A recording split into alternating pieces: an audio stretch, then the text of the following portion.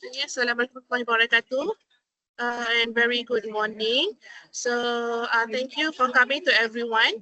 Okay, maybe we can start. It's 9 o'clock already. So welcome, Engineer Dr. Amizon Azizan, as the Head of Unit Index and Publication Research Management Center, RMC, Scientific Writing Publication Strategies.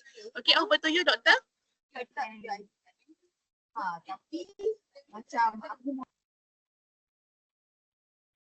Ya, Assalamualaikum warahmatullahi wabarakatuh. Boleh dengar suara saya ke?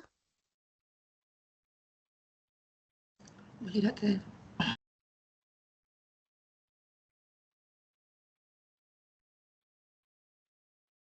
Okay, Assalamualaikum warahmatullahi wabarakatuh. A very good morning to everyone. Alhamdulillah, let us start our webinar today with Al-Fatihah. Bismillahirrahmanirrahim. Alhamdulillahirabbil alamin. Ar-Rahmanir-Rahim. Maliki yaumiddin. Iyyaka na'budu wa iyyaka nasta'in. Ihdinas siratal mustaqim. صراط الذين أنعمت عليهم غير المغضوب عليهم ولا الضالين آمين. Sebenarnya boleh nampak saya punya muka ke? Boleh, Doktor. Oh, buka kamera. Saya buka. Nampak Nampak. Okay, as a start mungkin saya perkenalkan diri dulu dan selepas itu saya akan off camera. Boleh ya? Boleh ke? Boleh, Moderator. Doktor. Okay. Yang jawab ni Azlinda Abdullah. Ini student ke yang menjaga daripada IPSis? Student. Oh, student. Thank you so much. Okay, a very good morning to everyone. Mungkin sebelum tu saya nak tanya, is everyone okay if I mix BM and English, or is there anyone who is not able to understand BM if I were to mix the two languages? Can you please raise your hand ataupun write something in chat? Nampak macam ada nama nama apa ni ya? Sekejap. Celestine Benjamin. You can speak Malay, right? Oh, okay, Asma, you're from Oman. Okay, in that case, I will try my best to actually speak everything in English. Is that okay with everyone else? All right. Okay, so let us start. So I'm Amizon Azizan from the Research Management Center, the Office of the Vice Chancellor of UiTM, Research and Innovation in Shah Alam. And I am at the moment attached to RMC as the head of Unit of Ethics and Publication. And I'm very glad that I was invited by IPSis to actually give this talk entitled Scientific Writing and Publication Strategies. I was given 3 hours to talk about this topic, and I will try my best. Hopefully, I could finish all the slides. If I make it before 3 hours, then everyone will be happy. Yeah, then we have time for question and answers. But along the line, if you have questions, you may write anything, anything that you want to ask or comment in your chat. Yeah, because I could see the chat. I have 3 screens at the moment. So I could see the chat from Microsoft Teams. If you were to stop me, maybe you raise your hand, ask questions. We try to make it interactive as much as possible. Yeah. So let us start. So this is the page where you see the title of the webinar today, Scientific Writing and Publication Strategies. Okay. First of all, I would like to show where I'm attached at now at Jabatan Penyelidikan dan Inovasi, in English, the Research and Innovation Department under the Office of Vice Chancellor, UiTM Shah Alam. So out of the many departments, one of it is Research Management Center. So it's a center where we arrange or we manage all the registered grants from all over the world and also from Malaysia to all the academic staffs, where all the academic staffs who obtain or receive the grants may hire you as the graduate research assistant. So this is where we get along, and it's a very good symbiosis between the academic staff and also the graduate students. And this is where you see the organizational structure, and you could see here me here as the head of ethics and publication. Under me is Associate Professor Dr. Kasno Abdul Malik. She is at the moment is the head of the ethics for those people who are conducting research needing to obtain approval for research ethics may need to deal with Associate Professor Dr. Kasnur Abdul Malik. So this is where the unit of ethics and publication, I am the head now. And Dr. Kasno is a coordinator and also the head of the research or research ethics in UITM. So we have two staffs under the publication units, Mr. Zaro and also Ms. Shahida. Then we have four staffs under the research ethics. Now, let us start with the scientific writing and publication strategies. For your information, we will have two modules. I just simply make it separately. So the first module will be focusing on the scientific writing with those sub points, starting with the introduction. Secondly, why publishing matters. Third, global journal landscape. Fourth, planning for your research for publication. And fifth, writing manuscript or writing your scientific scholarly materials. Then secondly, we have the second module, which is named as public. I will be talking about firstly, definitely the introduction. Then secondly, journal selection. Third, submission strategies. Fourth, publishing strategies. So let us start with the first module with the introduction. The first module is named as scientific writing. So the first question that we would want to ask ourselves would be what successful scientific writing means to you. So I would definitely answer that, but let us start with getting your ideas in chat. Maybe you could try to write your opinions or answer from this first question. What successful scientific writing means to you? You can try to answer that in chat because I could read it. Anything that you want to write. Successful scientific writing. So we have the main point here is the scientific writing. The answer that you would want to share with the rest of the audience or the members of the webinars would be what successful scientific writing means to you or to us, to all of us. Yeah, I could see here Izzati answering published writing. Very good. Asma, you're from Oman. Want to share something? Successful scientific writing. Noor, Farah. I hope the name that I see here is the real name because I see the name as K Gumi. So how should I call this? Benjamin, can I call you Benjamin or Celestine? I'm sorry if I pronounce your name wrongly. Liana, Hanis, Zulaika, you don't have to say anything, just write it in chat.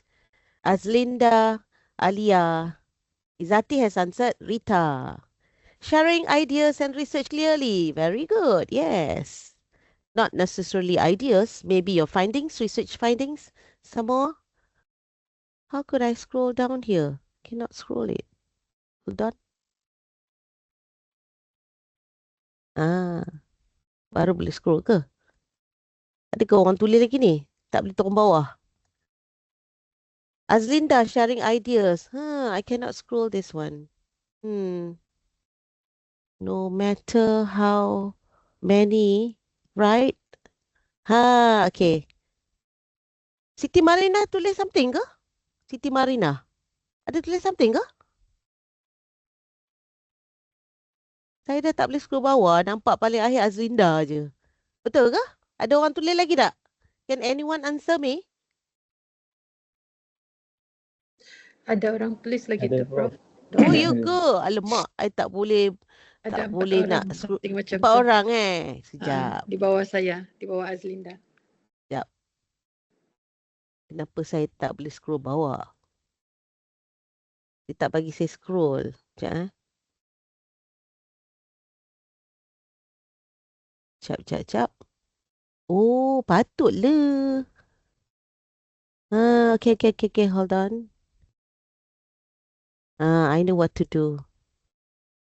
Okay. Alright, so I could see now. Publish writing, Izati, very good. Azlinda sharing ideas, not only ideas, but definitely the research findings. The title of article must be clear and catchy. Very good. Definitely. Dah fikir title dah. Izati again. Scientific evidence published and were able to be an additional knowledge. Definitely knowledge. That's what I'm looking for. Very good, Izati. Noor, writing to publish our research study. Definitely. Alhamdulillah. Fatiha, results of experiment. Definitely, yes. Herni, screenshot je. Screenshot je. Boleh lah. Azlin. Oh, okay. Asma, I'm PhD nursing year. My main supervisor, Dr. Sharifah, I'm learning process new. Very good. Welcome, Asma, to Malaysia. Chalestani, able to contribute to a field. Definitely you are contributing. I hope you are the uh, postgraduate student at the moment, able to contribute to a field. Yeah, your field, definitely. And I'm sure all of you are in science and technology, right? It's when your ideas are easy. Oh, ni yang nak screenshot ni. It's when your ideas are easy to follow. Your data is well presented, betul. And your writing helps readers learn something new without confusion. Wow, without confusion. Never thought of writing our manuscript will cause confusion, right? Very good. Then Akila, sharing findings. Yes, this is our point. Meaningful knowledge. What for? We register for postgraduate study if our study is not meaningful, right? Very good, Putri. Lynn, publish research findings to public. Definitely to public. That might change the current rules and regulation. Wow, policy making. Very futuristic, Lynn. Alhamdulillah. Ain, sharing knowledge that is clear, accurate, and concise. Yeah, accurate. Asma, always following YouTube channel of your TM IPSis session to learn more and more. Definitely. Thank you, Asma. So, all of you have given some of the answers already that I will be sharing today. Very good. Congratulations. So let us proceed. Importance of writing and publishing in index. But no one has answered in index, an index article or index journal. So this is what we should think from the beginning, uh, other than sharing your knowledge, your research findings, your contributing to your field, then your results, your scientific evidence, title, yes, your title. We want to share it, and the things that you're sharing has to be indexed. Yeah. Importance of writing and publishing in index high quality journals. Not only a journal, any journals that you choose, you like, or you are comfortable with, but you want to target from the beginning. It is a high quality journal. For what? For visibility, for your career progression. Maybe some of you, I don't know, not only those who are attending this webinar today, maybe some of the graduate students registered in UiTM are taking this as a part-time, yeah, because they register it as a part-time study. So they have their own career. And by the way, if you are registered as a graduate post GRA, graduate research assistant, it is a career. So we want to get something out of it. You are progressing your career from now to someone who is an expert in your field, definitely. And finally, definitely, we want an impact out of our research. How do we get this impact? How do you achieve this impact? How does the world know you are doing something impactful? So you are sharing it through writings, publish it in index article, index journal, and it should give some impact because people start to read your writings. Not only reading, they will cite whatever that you wrote or you will be writing in your article in their own article in the future. This is what we want.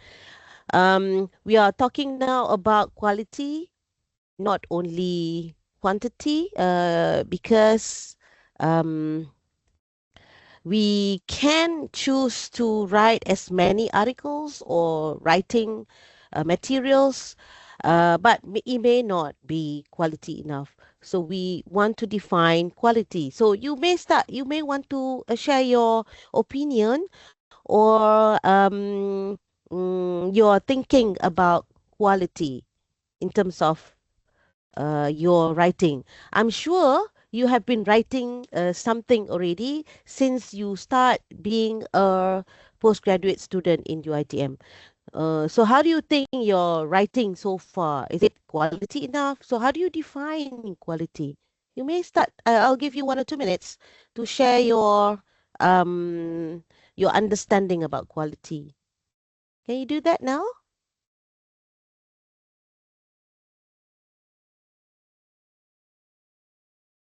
Quality. What is quality writing? Anyone? Quantity. Anyone who has written as many as possible and whatever article or published articles. Maybe, for example, Asma, as a PhD student, you may have graduated your master studies, and you may have had your published articles. So how do you define your quality published articles? Asma. High impact index writing. Correct. Izati, some more? Then we will go deeper. What does it mean by impact? Can see the impact factor. So that is the impact factor of the journal. What about your article, Marina? Is it impactful? Quality writing. Been accepted in an index journal, definitely, and high impact journal, definitely. Now you're talking. Tadi tak jawab kan, so semua orang duk cakap pasal index. Now everyone is writing or thinking about index journal or high impact journal. Very good. So I would like to stress here, quality sustains reputation. Yeah. So it's your reputation. You're writing your research finding, but it has to be written in a high standard, following the standard of the journal that you choose. For example, if you choose Q1, Q2, then it they are considered as high impact journals. And again, when we define high impact journal, globally we are referring to Web of Science. Well, for UITM, we are still very flexible in allowing the staffs, the academic staffs, and the students, the postgraduate students, or whoever, the staff, to publish in a Scopus Index journal. And one of the requirements for your submission of your thesis or dissertation to IPSis in UITM, allowing you to even publish in my site journal. Is that true? My master in 2010, not required to publish that time. Okay, it's okay, acceptable. Right? Is that true that do you know that you are also allowed to publish in my site journal? Have you heard of my site journal? When I say my site, I'm writing here. True, doctor. Very good. So for those people who have not published anywhere, you may want to try to publish in my site journal because UiTM allows that. So that will allow you to at least submit your dissertation in the future. Yeah. But again, if you want to have an impactful research findings, try to also publish in high quality journals, high impact journals like Q1, Q2 in Web of Science, or even Scopus. Yeah, maybe some people may say it's kind of hard to actually to to to to get your articles being accepted to Scopus Index or even the high impact journal. That's true, but we have to try. Yeah. Now, PhD at UiTM required two publication first experience for me. Yeah. So I think not only you, maybe also an early experience for everyone. Yeah.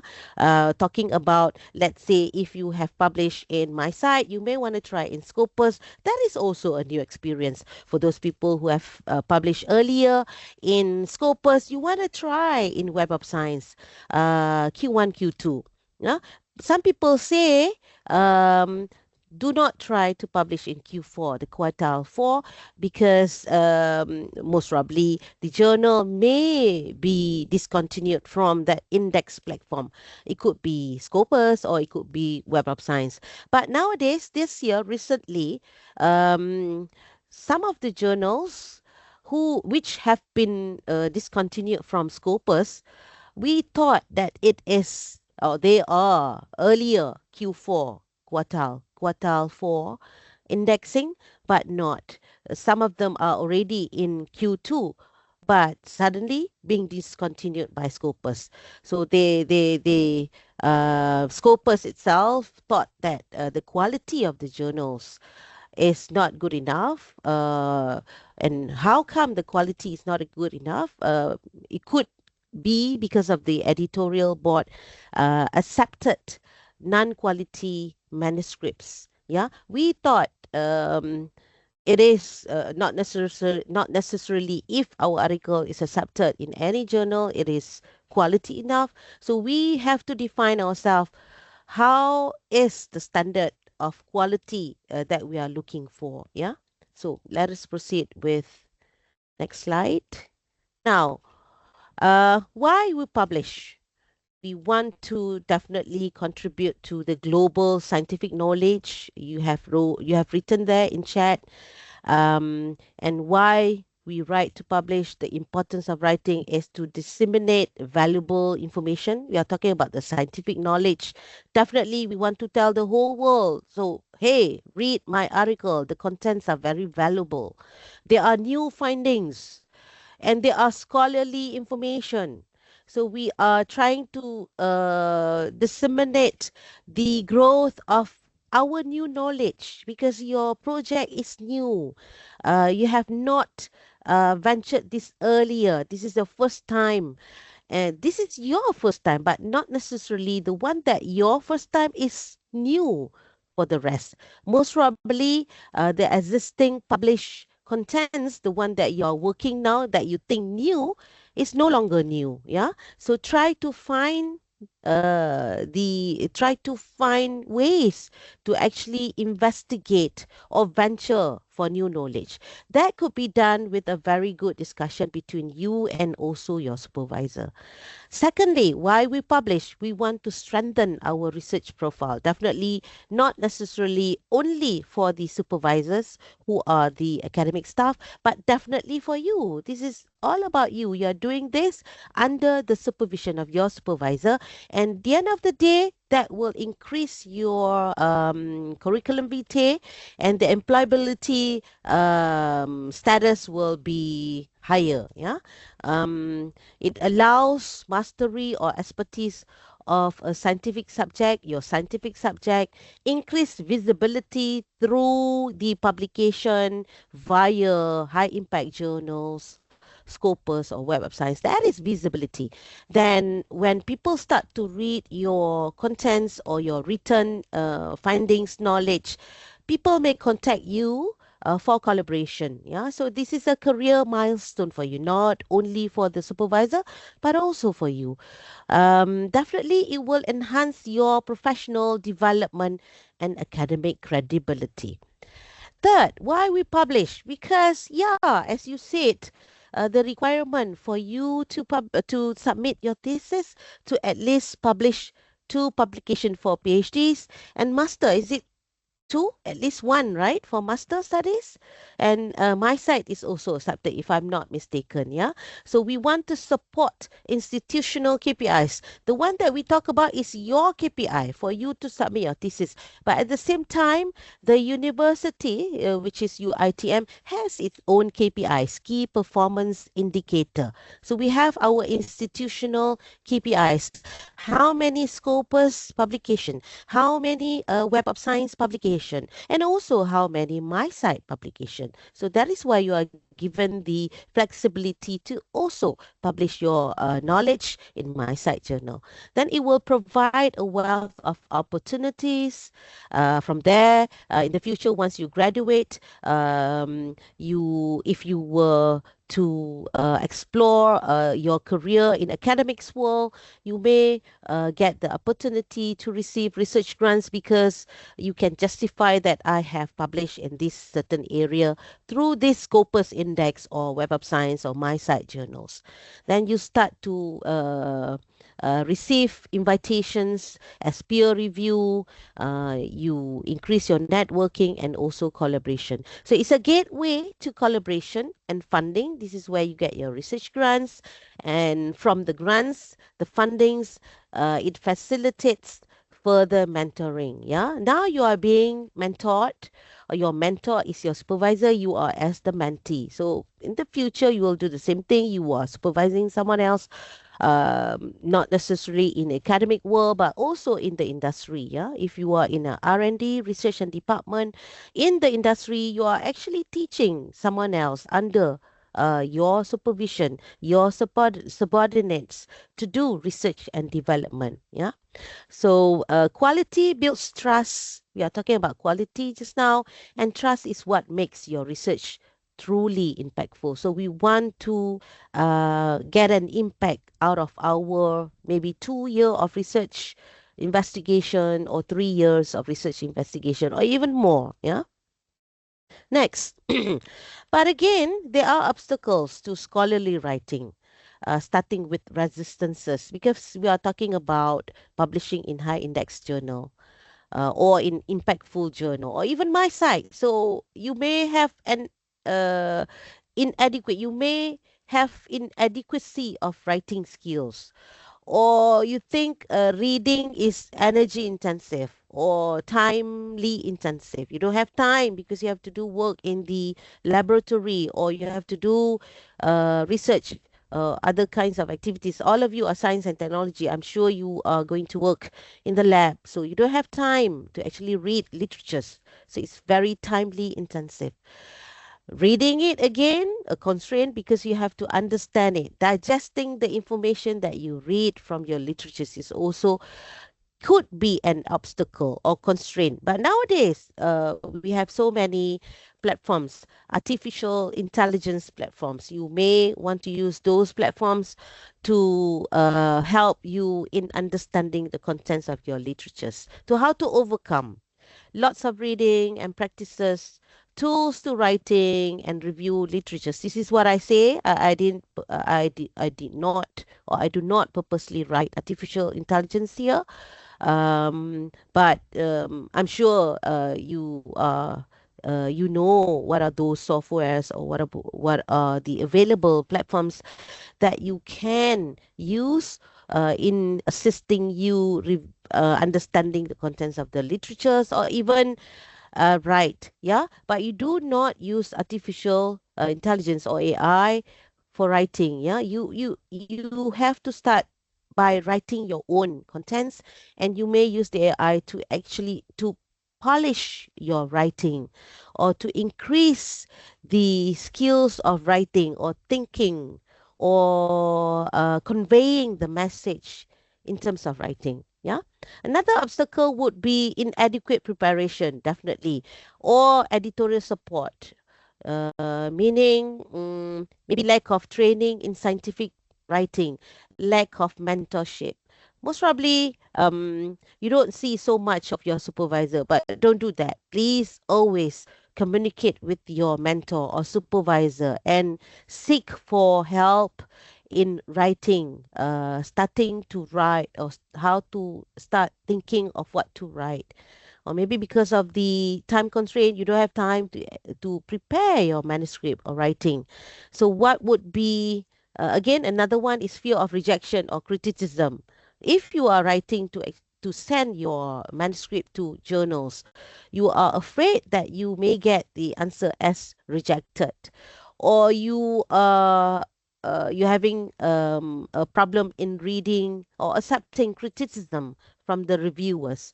So that is normal. Yeah, we have to open our mind to receive as many as possible comments from the reviewers, and even if the first trial is being rejected, but it is not the end of the world. Yeah, so our target to actually to gain as much as possible criticism or comments from people reading your manuscript or contents. So what would be the solution? Write outlines of your manuscript, prepare multiple drafts, start with results.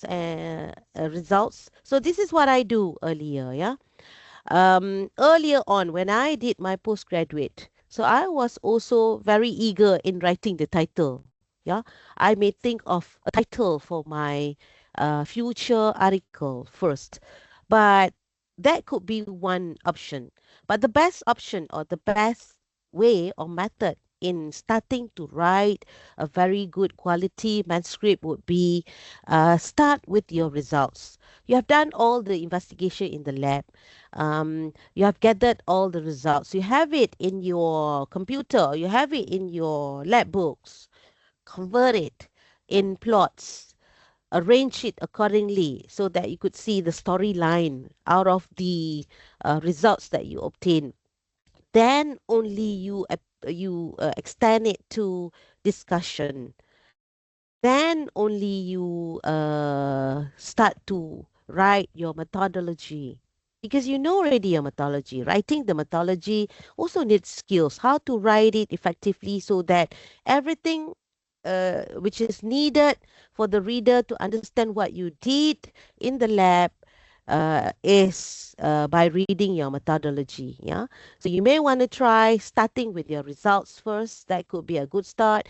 Then having that, you have to revise many times, multiple times, to increase the clarity, because it says that clarity emerges through editing. And then of course, if you have a problem with the editorial support, that could mean financial support. Yeah, so you have to apply for budget, or from your grant there is most probably budget for you to pay. And there are many uh, variety, or there are variety of journals that you don't have to pay, or you have to pay. Yeah, I will talk about that later in later slides, whether it's an open access or hybrid or subscription. Again, push to try and open for reviews, comments. Yeah, of course, when you receive the reviews comment, then just read it and try to correct it because you want to resubmit. Yeah. Another obstacle would be your writing style, language, or grammar. Then, of course, you need help proofreading, write in active voice, checking with AI platform like Grammarly, Quillbot, Paperpal, Trinker, and so on. UITM subscribe Quillbot. I'm not sure whether everyone has the access for Quillbot. Then UiTM also subscribe Grammarly. You may want to go to the library of UiTM and ask for the subscription. The rest, UiTM does not subscribe, but if you want to subscribe, then you have to pay, like PayPal or Trinker. Then again, the obstacle of scholarly writing is conflict over authorship. This is what you should know from the beginning. Who would be the authors in your manuscript? So you need to have earlier on discussion with your supervisor, but you don't do that. Definitely, your supervisor has to think about it. The authorship of your article. Maybe if you could do that with your supervisor, so you have a prior agreement or discussion, letter of intention. That would be with the industry. If you are a student, maybe you want to discuss of who would be your first author, co-author, corresponding author, sole author, senior author, or whatever kinds of author. I will explain that in the next slide. Then start to discuss on the common pitfalls of authorship. So this is again, it relates to ethical, yeah, ethics in writing. So, I'm very happy to actually say this to you because some of the problems that we receive in RMC could come from conflict of authorship. Some students may say, I have all the liberty to say this is mine, not the supervisor. So you really have to understand the terms of the author, which I will explain in the next slide. Again, clarity emerges through editing. Clarity emerges through editing. You don't need to be perfect at the first draft. So this is good. It may give you some motivation that you start writing from earlier on. Yeah. So these are the definition of the authorship, starting with the corresponding author. Who would be the corresponding author? So let us see the definition. The author, or if I say CA, it means corresponding author, is the individual who handles all communication with the journal during submission, peer review, and publishing. Again, I would say the corresponding author definitely is your supervisor. If you're, because we have some rules here in UITM, if you are the postgraduate student, you are being supervised by your supervisor. So your supervisor should be the corresponding author. Maybe your supervisor asks you to submit the manuscript, asking you to submit. Hopefully, your supervisor understand that only the corresponding author submits the manuscript. If your supervisor is the corresponding author, your supervisor submit the manuscript to that Scopus or Web of Science journal because they take the responsibility for the integrity of the work. Again, they are the corresponding authors. Take the integrity of the work, ensure the ethical compliance, ensure all authors are aware and agree to approve the final manuscript. If you were to do that, I hope you again remind your supervisors to let other authors or the co-authors in your manuscript read and agree of the final manuscript. Yeah, this is very important because it relates to the ethical in publication, ethics in publication. So what about first author? The one who writes the article is the first author. If you write the article, you are the first author. If your supervisor happens to write the article, the whole thing is written by your supervisor, then your supervisor is the first author and also the corresponding author. If you don't write anything but you contribute, so you may become the co-author somewhere, the second or the third, and so forth. So first author is the one who make the greatest intellectual and practical contribution to the research and manuscript in terms of writing, and whose name appears first in the author list and happens to write the whole scholarly writing. Co-author will be the rest, anyone else who did contribute to your research. So the word there is has made a substantial contribution to the work. It could be in design, data collection, analysis, and of course, writing as well. And they should meet the authorship criteria. Senior author refers to principal investigation, maybe the senior of your supervisor, often responsible for conceptualizing the project, supervising the work. So this is again senior, the senior of your supervisors. Sole author would refer anyone who writes an article, but you are the only person from UITM. The rest are not from UITM. So we could say, because in UITM, we have a platform that we register the registered article published. It could be as sole author, as senior author, or co-author, first author, or corresponding author. The sole author could be, you could be at the same time the corresponding author, you could be at the same time the first author, but at the same time, the rest of the co-authors are not from your TM. So this is what it means by sole author. But you could also be other people as the corresponding author, other people other people or the no sorry other person would be the first author, but you are one of the co-author, but again you are the only one from your ATM, so we could also say you are the sole author. Again, publish is to communicate, through writing, you are communicating your research finding to the world, to your readers, and not to decorate, showing as if you are, hey, come on, I'm the corresponding author, I'm the first author, I'm the sole author. Not only that, but we are communicating to the world, to the global readers, that you are conveying or disseminating your knowledge or your new findings. Now, what would be the ethical compliance responsibilities? Let's say if you were to become in the future as the corresponding author, or let's say you are the corresponding author. So there are a few things that you will need to understand: the authorship and contribution integrity. The integrity, we are talking about integrity, the submission and reporting integrity, communication with the journal, data and record maintenance, institutional and funding compliance. Authorship comes with responsibility. Again, if you are the corresponding author, even if you are not the corresponding author, you are the first author because you're writing the whole content of the manuscript. So, such a very big responsibility as the first author. So, you need to know the ethical compliance responsibility. Definitely, only those people who contribute should be listed as the authors in your manuscript.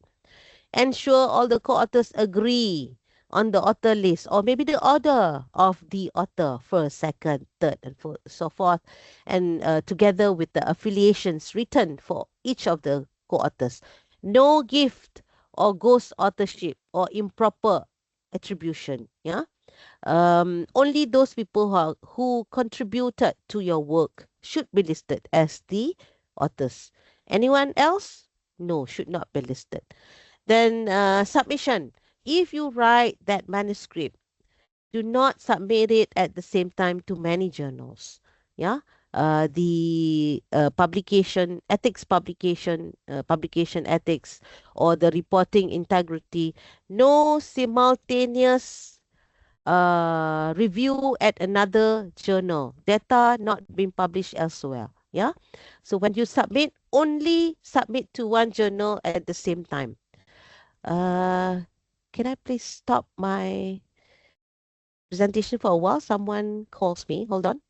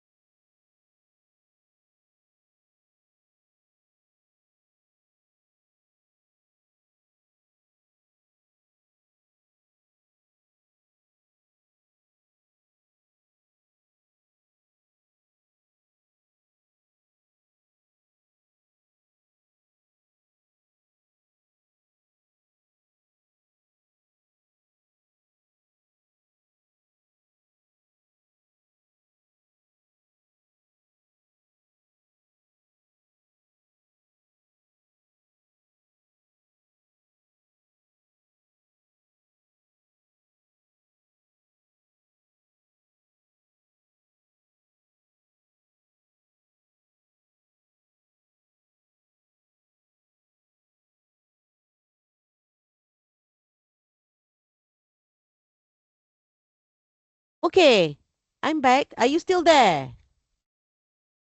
Yeah. So Yes, Doctor. yes, yeah. Now we are. Let's proceed with data and record maintenance. Okay. Before that, communication with journal. You are the one who will need to communicate with the journal. If you are the corresponding author, the one who handles all correspondence with the editorial board, you submit the manuscript. Definitely, the editorial board of that journal will send email through your email because you are the one who are submitting the manuscript. Take note, the corresponding author sends the manuscript to the journal. If your supervisor asks you, you may want to ask, can I use your account rather? Because normally the corresponding author sends and communicate, having all the correspondence with the editorial officers through the email that you use to submit your manuscript. Yeah? All changes, including authorship changes, are communicated within all authors. Any changes, accepting the peer review, the comments from your reviewers, take note that you may want to share with all the co-authors. Even if you share, but they don't say anything, assuming that they read it and agree.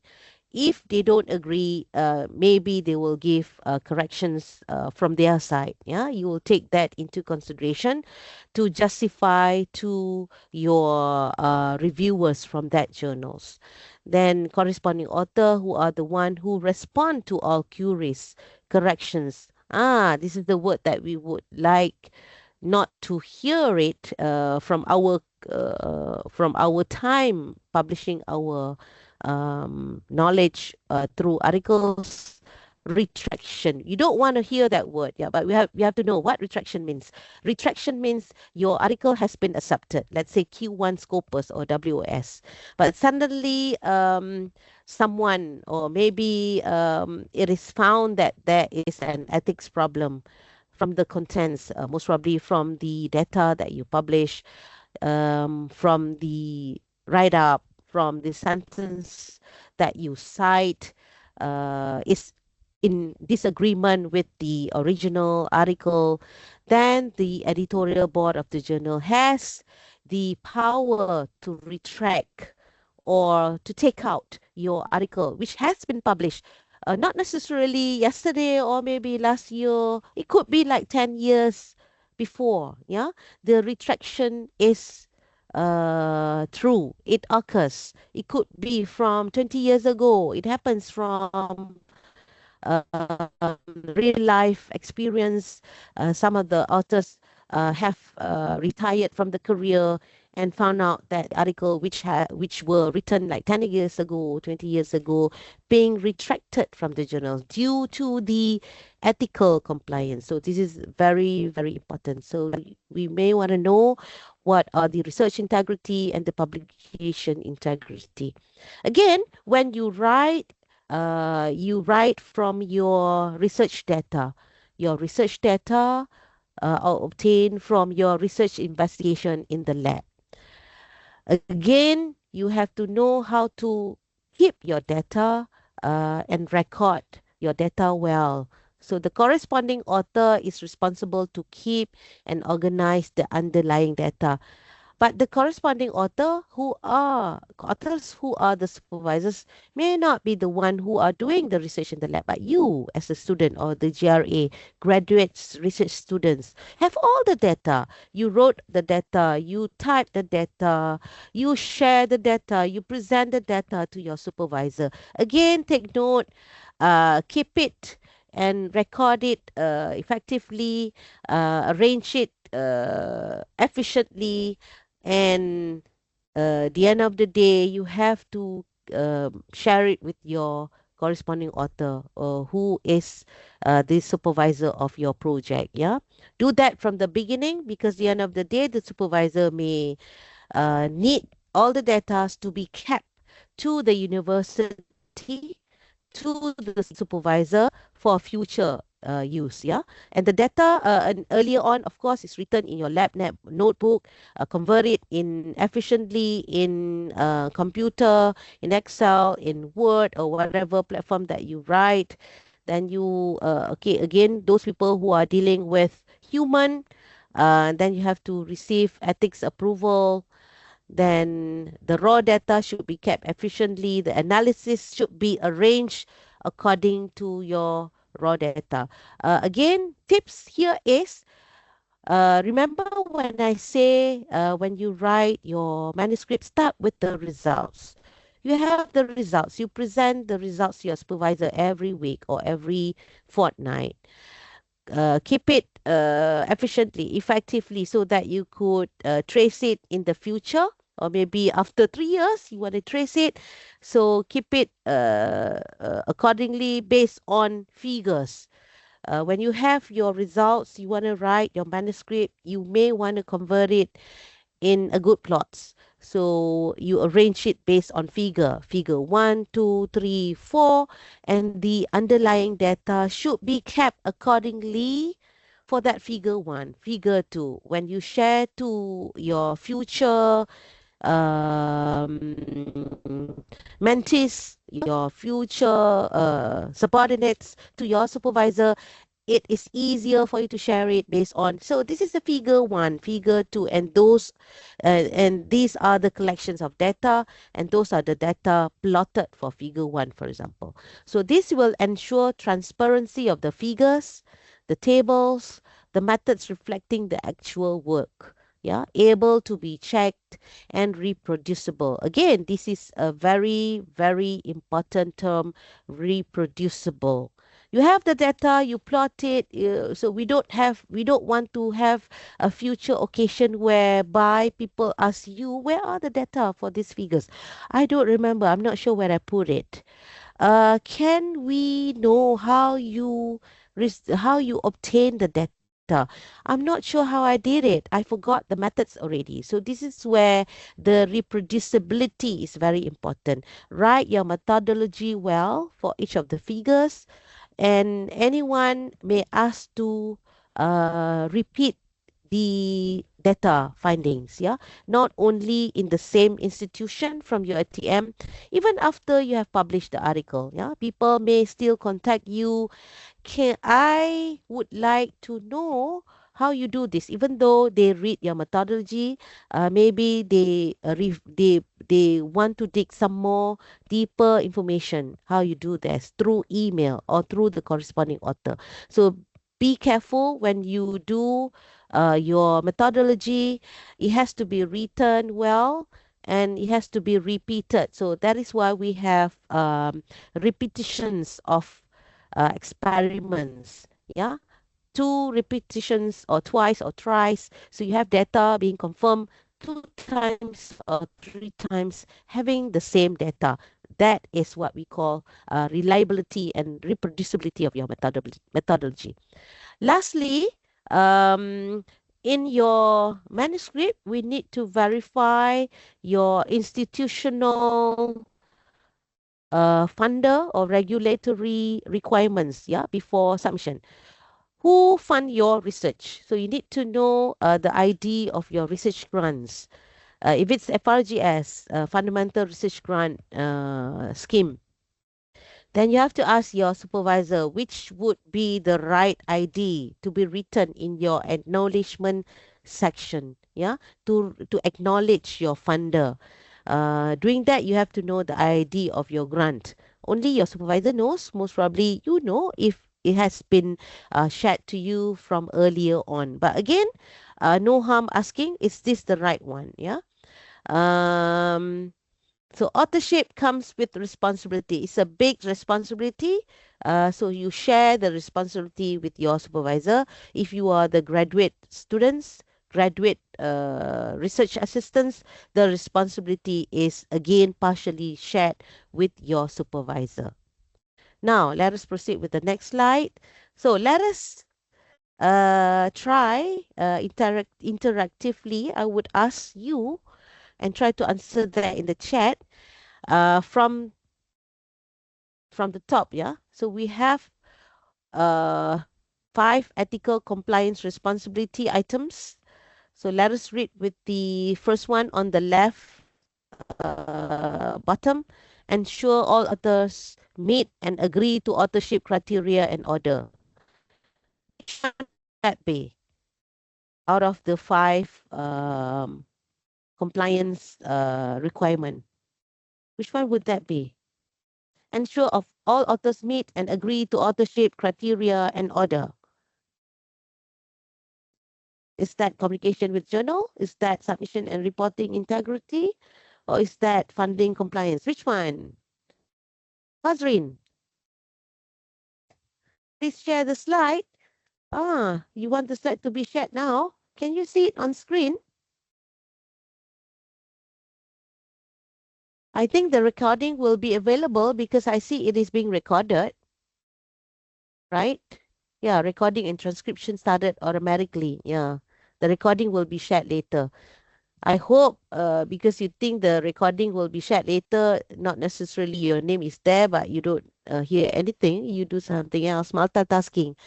Multitasking is common, yeah. I also do. I love multitasking, but at the moment I cannot do much with multitasking because I have to speak at the moment and read my slides, yeah. Maybe my multitasking is reading my WhatsApp in my handphone, most probably. Yeah, anyone? Ensure all authors meet and agree to authorship criteria and order. Doctor, can zoom a bit? Yeah, zoom.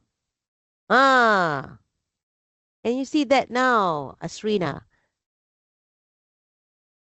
Ah, which one would that be? Authorship? For this, ensure all authors meet and agree to authorship criteria. Very good. Thank you, Alias. What Authorship. about, yeah? What about maintain communication with co-authors through peer review? Which one is that? Maintain communication with co-authors through peer review. Share reviewers' comment, revision, changes, authorship modification. Could it be authorship contribution integrity or communication with journal or reporting integrity or submission integrity? Communication with journal. Communication with journal. Yeah, could be. Yeah, very good. Okay, last one. What about keep full records of raw data, analysis, authorship decisions, and correspondence? So which one? Keep full records of raw data, analysis. Keep The full data records of and raw data. record maintenance. Very good. Yes, data and record maintenance. Very good. I miss who I miss the names who answered that. Yeah, mind me if I don't mention your name. Yeah, I'm so sorry. But again, thank you so much for that person. So let's proceed. Okay. You're welcome, Mira. Thank you. So let us talk about global journal landscape. Because we want to publish in an impactful journal, high quality journals, high impact journal. So we need to choose a reputable publishers. You know already Scopus, you know already Web of Science. Anyone who does not know Scopus or Web of Science, just write it in chat. Maybe this is your first time, yeah, while me reading the text or explaining to you. Scopus is a comprehensive abstract and citation database for impact makers. You are the impact makers. All of us, we are the impact makers. Relatively wider coverage, emerging journals prior to becoming Web of Science. Some of the journals are already indexed in both Scopus and Web of Science. Some of the journals are only indexed in Scopus, not yet in Web of Science. Being indexed in Web of Science is a little bit more difficult compared to Scopus. So that is why, again, remember, for UITM or for even for the Ministry of Higher Education of Malaysia says that the high impactful journal is normally from the Web of Science. Again, Q1 and Q2. Has anyone here, um, this is your first time hearing me saying Q1 and Q2? Just say it in the chat, yeah? Then I will try to explain it to you later when you see that in the future slides. Now, the globally, the Scopus and Web of Science both assess research visibility. We talk about this. We publish in high impactful journal, your visibility increases. Your impact status. Yeah. Talking about impact, we are talking about certain metrics or your impact journal numbers, yeah, your novelty or fundamentals or significance or implication to to global on your fundamental findings, knowledge, new knowledge, which considered to be novel, yeah, allowing the increase of research visibility. Again, when we do research, it has to be original, especially for the PhD students. Your work or master students definitely has to be original. This is your original work. You do not uh, do plagiarism from other people's work. You do it yourself in the lab. You collect the data. You write your interpretation of data yourself. Yeah. So it gives some relevance. You do some benchmarking your research data with other data which has been published in the same area. Yeah, globally, that would be the journal landscape or publication landscape. When you publish, it has to be published in a legitimate journals, not predatory journals. Oh, first time, Asrina, first time. First time listening to Q1 or Q2. It refers to quartile. Yeah, we'll see that in the next slide. What does it mean by quartile? Yeah, so we have four kinds of quartile: Q1, Q2, Q3, Q4. Q refers to quartile. I will write it in chat. Quartile. Quartile means Q. So we have Q1, Q2, Q3, Q4. Normally, you have that in Web of Science. Yeah, Web of Science shown clearly in Web of Science platform, but not clearly shown in Scopus platform. We'll see that later. I will show that to you. Yeah. Again, which journal that you want to publish, you have to think which journal. And you have to check that journal whether it's legitimate or predatory. Then I will define that later. What does it mean by predatory? Then only you start writing if it's done correctly, being checked by all the co-authors and ready, fulfilling all the requirements by the journal, then only you submit. Yeah. So it refers to journal integrity. We don't want to publish in a predatory journal because it can harm your credibility. I'll talk about that later. Then again, the journal landscape focus on the publication ethics. So we have a committee, an international committee. We call it Committee on Publication Ethics. The short forms is COPE or COPE. I just simply say it COPE. Yeah. The role of COPE is focusing on integrity, and integrity is a global currency of science. Yeah, you have your data, so you have to keep your integrity of your data, collecting your data, writing your data, publishing your data, explaining your data. It has to be written or it has to be done with full integrity. Now, all of us aware of the AI, artificial intelligence. There are many platforms allowing you to write easily, to interpret your data. Most probably, but please start with interpreting first your own from your knowledge reading the literatures.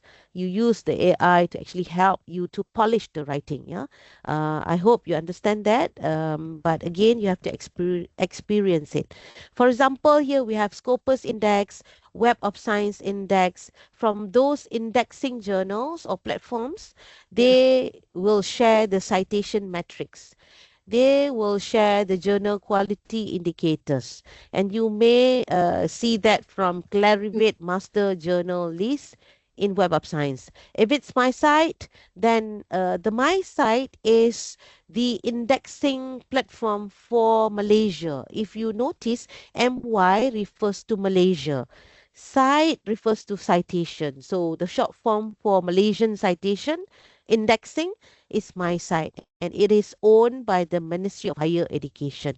So my site also has its citation metrics. Yeah, again the same as following the standards from Scopus and Web of Science. Now next slide.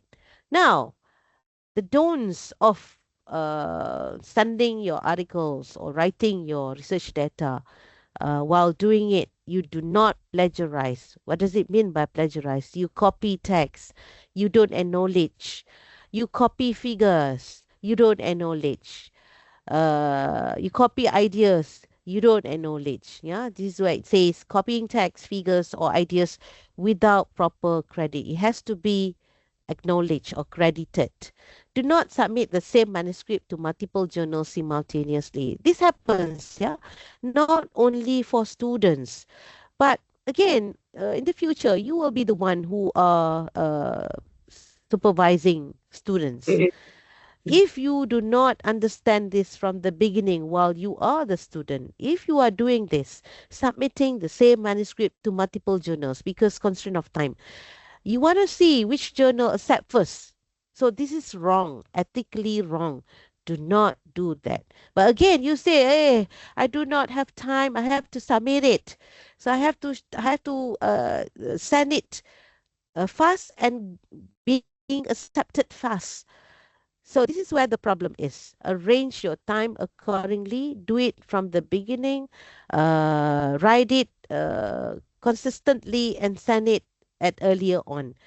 Then you say, my results are not yet ready. So again, please be you have to work harder in this sense to get the right data.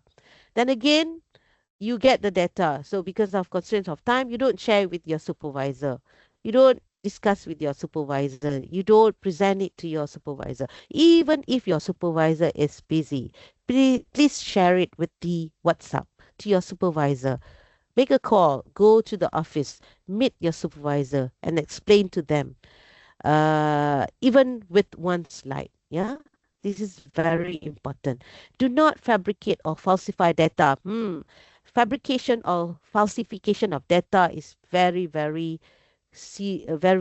dangerous, and it is a serious offense. If you do that without your supervisor noticing it, your supervisor will be known as the one who agree with the falsified data, fabricated data. Maybe if you do the fabrication of data, then you present it to your supervisor. If your supervisor by chance did not notice it. So this is very wrong. So please try not to do that. Yeah. Do not fabricate data simply to make your results look significant. If it's not yet justified, you may have to go to the lab and repeat it. Do not slice one data set into many minimal publishable units. So this is what we call salami science. I will talk about that in the next slide. Do not add or remove authors. It means remove authors even after submission. Again, you have submitted your manuscript to the journal, then only you realize, I put a wrong author. So you will you you may want to tell the journal, but on the other hand, the journal think it's like a predatory. Yeah, ethically, it's wrong to remove the authors, because before you press the submit button, while submitting your manuscript to the journal, you are responsible, you with your corresponding author are responsible to check the co-authors, whether they have contributed substantially to the work. Yeah. And again, you do not simply write the authors without all authors' written consent. Again, if you want to remove it, then everyone has to agree, but it's very dangerous. Yeah, most probably the journal may find it predatory, and they may think that this is something wrong. Even if you have received acceptance, they have the power to say, oh, we have to take back the acceptance of your article. Yeah, do not ignore conflict of interest. So again, in some of the journals, they have the section that you have to write whether you have conflict of interest. For example, if the your supervisor is coincidentally the reviewer or the editor of the journal, so you have to say it in the section. The conflict of interest is taken care of. Yeah, if there is no conflict of interest, you simply say no conflict of interest. Next, do not manipulate peer review. Yeah, for example, like suggesting fake reviewers, responding dishonesty. Yeah, this will indicate dishonesty on your side or all of the co-authors and corresponding author. You simply create your own account with that journal, and you are the reviewer with a different name. Then at the same time, you are reviewing your own manuscript. So this happens. This is not simply by saying. This really happens, and finding that out, that published article has been retracted by the journal. So this is ethically wrong, And it's very, very important not to do that. Do not conceal ethical approval issues or lack of participant consent. If you are dealing with human, definitely you have to have the ethics approval. Then the editorial board may know, they will ask whether you have the ethics approval or not. It happens through cases. They have sent the manuscript to journal being accepted. Then the reviewers or maybe the editors asking for the letter of approval of ethics approval, research ethics. This is really happening even in UITM, asking the our unit to give the approval of the research ethics, even though they have submitted the article, yeah, because the editorial board asks for that letter of approval. And we cannot simply give the ethics approval uh, simply because you have your article has been accepted. Yeah, you have to follow the protocols, the procedures in submitting approval for research ethics. So again, please take note, discuss with your supervisors. If you are dealing with human, then you have to ask for ethics approval. Now, so these are the screenshots from Scopus. Do you need me to zoom it? So this is where you see um, the Scopus platform. If you go to Scopus, then you may want to choose sources. From sources, you want to write the name of your journals. Then you may find list of journals. Then you may click the journals and see the information about the journal, the website link, the citation metrics, the journal impactful metrics or data, and the rest of the things. For example, like how much of the acceptance rate, what would be the site score, what would be the impact factor, how long days or time taken from the time you send your manuscript until the first decision. This is also shared by Elsevier, for example. And maybe you may want to already evaluate whether your journal is hybrid, open access. Hybrid means it offers open access and also subscription. If it's not hybrid, if it's open access, it is only open access, not subscription. But again, for open access, you have to pay some APC, article processing fee, yeah, or charges. So normally it's very, very expensive. Sometimes in euro, sometimes in US dollar, yeah, open access. But my site journal, which is the Malaysian citation index or Malaysian indexing index, most of the journals indexed in my site are open access, and most of them are some of them, yeah, not to say most, some of them do not charge any article processing charge. For example, UITM, we have 44 journals which have been registered in my site, and all of them are open access. Some of them charge some APC, most of them do not charge, still free. If you send to high impact journal, for example, Scopus or Web of Science, if it's hybrid, then if you have money, grants to pay for your APC, you may choose open access. If you don't, when the paper has been, manuscript has been accepted, you may want to choose subscription, meaning you don't have to pay anything. And your manuscript will still be published for free.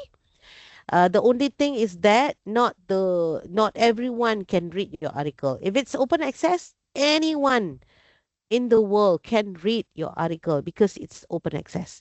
If it's subscription, only those institutions that subscribe that journal can read your article. Yeah. Normally, most of the even us, the academic staff, we don't have that much money as well. Yeah. We normally want to definitely publish in high impact journal. Then some of us simply choose subscription. Yeah, because our UITM library subscribe that journal most probably. So anyone else subscribe that journal, still there are people can read the contents from your published article.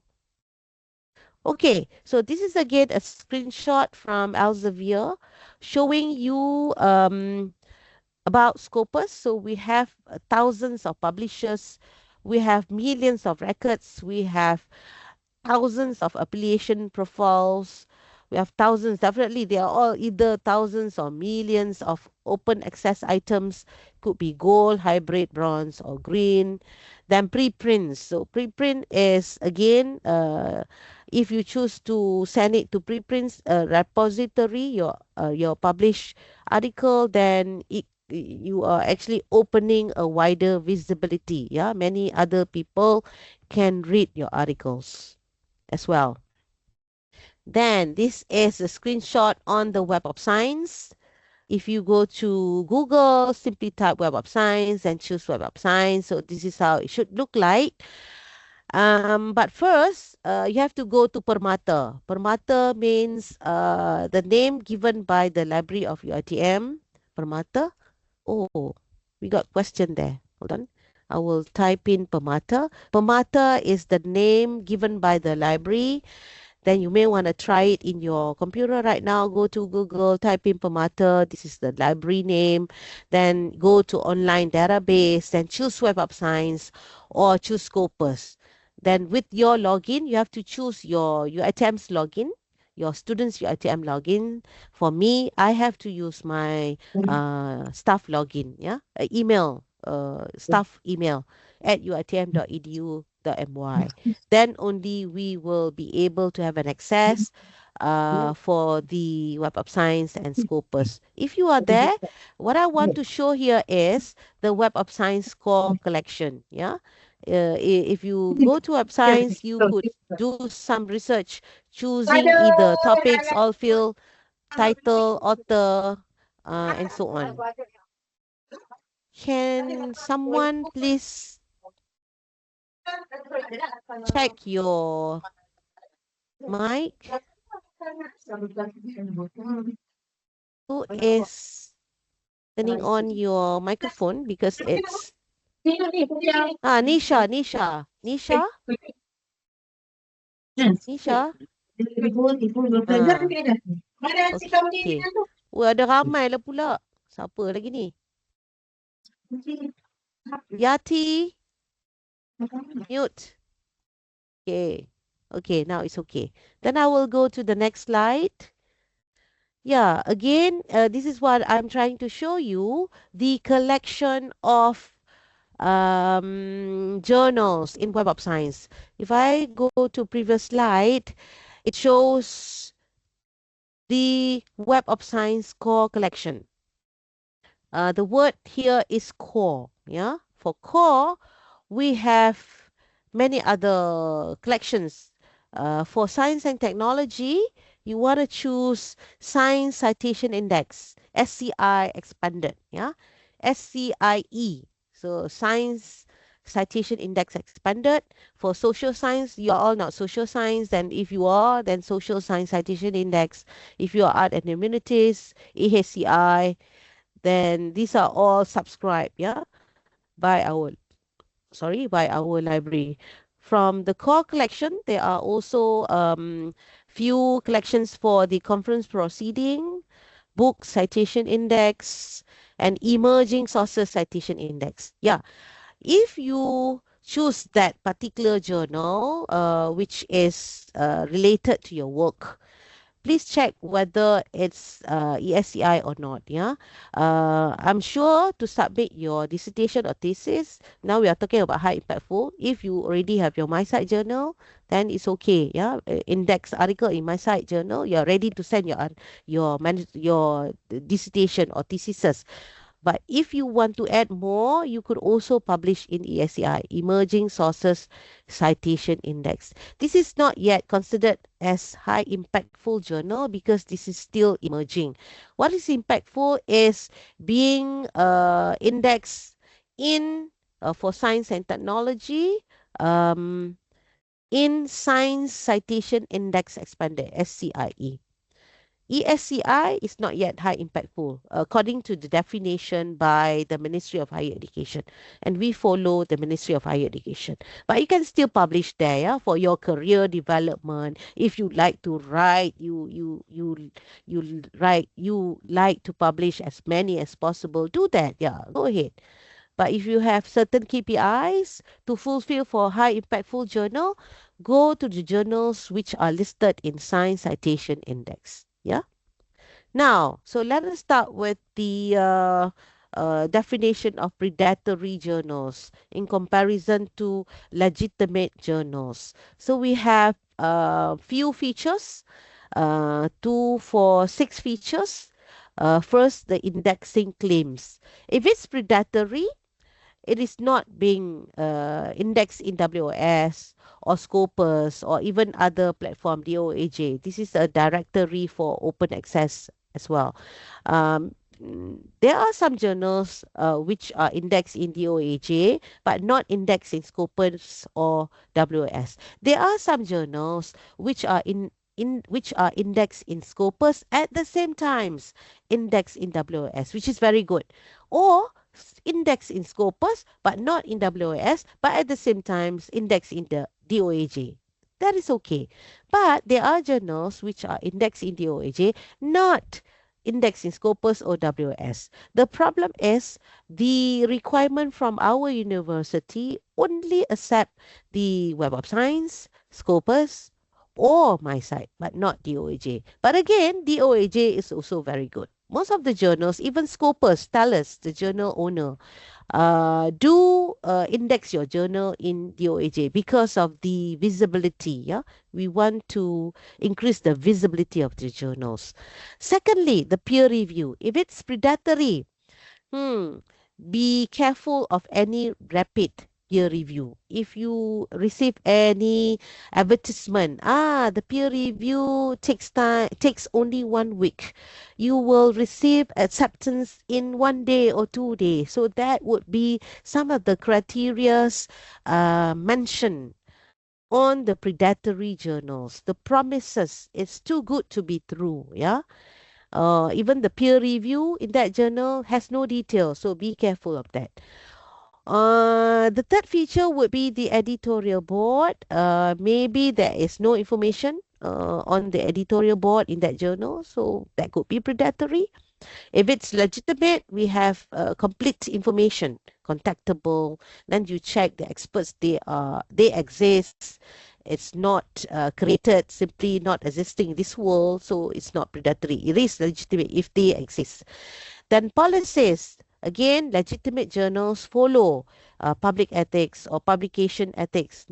They follows policies. They have policies mentioning on how to do corrections, how they archive their volumes and issues. Yeah, because those are the criteria for a very good journals. If the information is missing, that could be predatory. APC, article processing charge. It's very transparent for legitimate journals. They mention how much you have to pay, or maybe they say no fee because it's free. For example, like my site journals, we have 44 journals which are indexed in my site. Some of them may be free and open access. Yeah, they are not predatory. Because of that, they clearly say free of charge. If there is hidden fee, charges to withdraw, so there is something wrong because that could be money oriented journal. So the key word here is try to avoid money oriented journals.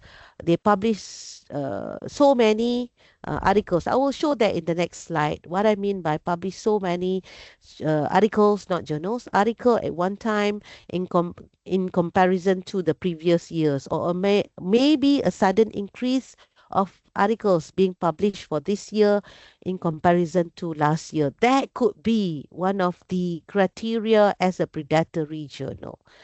And lastly, licensing. Most probably, this predatory journal has no information about the license or inconsistent statements in the journals.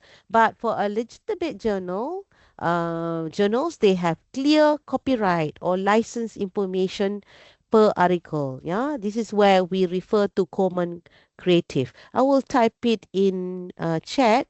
Common creative. Common creative. CC means common creative. I forgot to write anything about common creative, but I will just mention it here. Common Creative. So this is a copyright by Common Creative that the whole will use for a different definition, whether the copyright of that article belongs to the journal or the authors of the manuscript. Okay, next slide. When we talk about predatory, you may want to also go to Bill's list. Even though Bill's list is quite outdated, but we don't have so far a very concrete list that show blacklisted journals or blacklisted publisher. Yeah, or other words would be potential predatory journals or publisher. If you go there, then if you choose publisher, you will see the list of potential predatory scholarly open access publishers.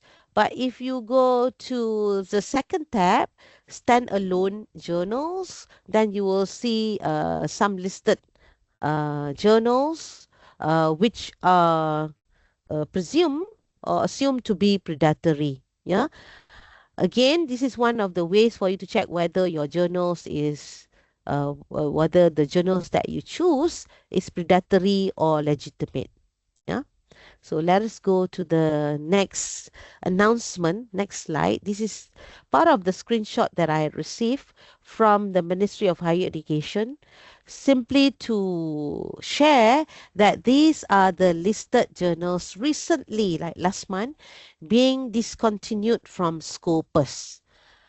For example, I will show to the next slide showing you CFD letters.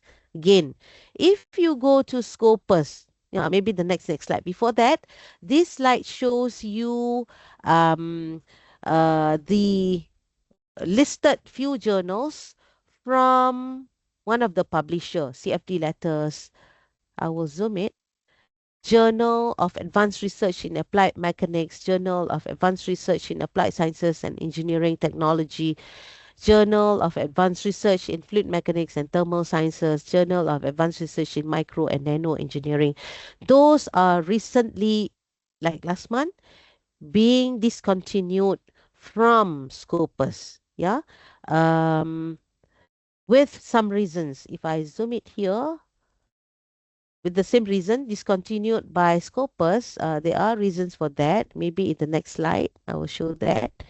For you to get this information, you simply go to Scopus, then or Elsevier at this link. Then once you see these titles on Scopus, you click download the source title list. Includes discontinued sources. This is where you see which journal has been discontinued, and it is being updated like every month. Yeah. For example, here CFD letters. If you go to Scopus, if you see there CFD letters, the source type is a journal. It is not proceeding.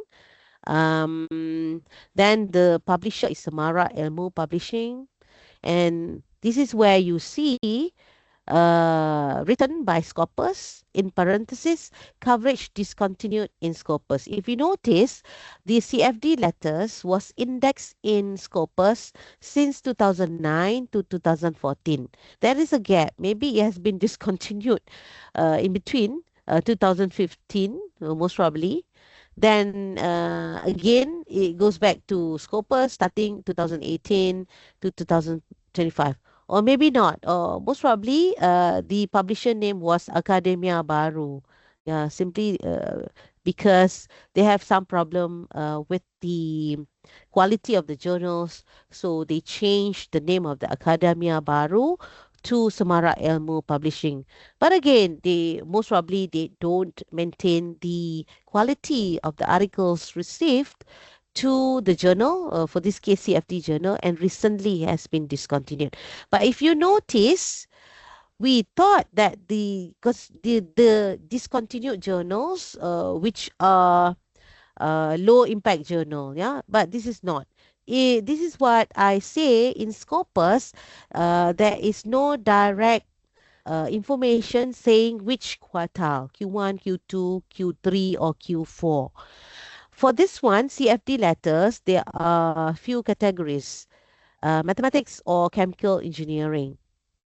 And if you see percentile, it says there for the category of mathematics, the percentile is 64. The total percentile is 100.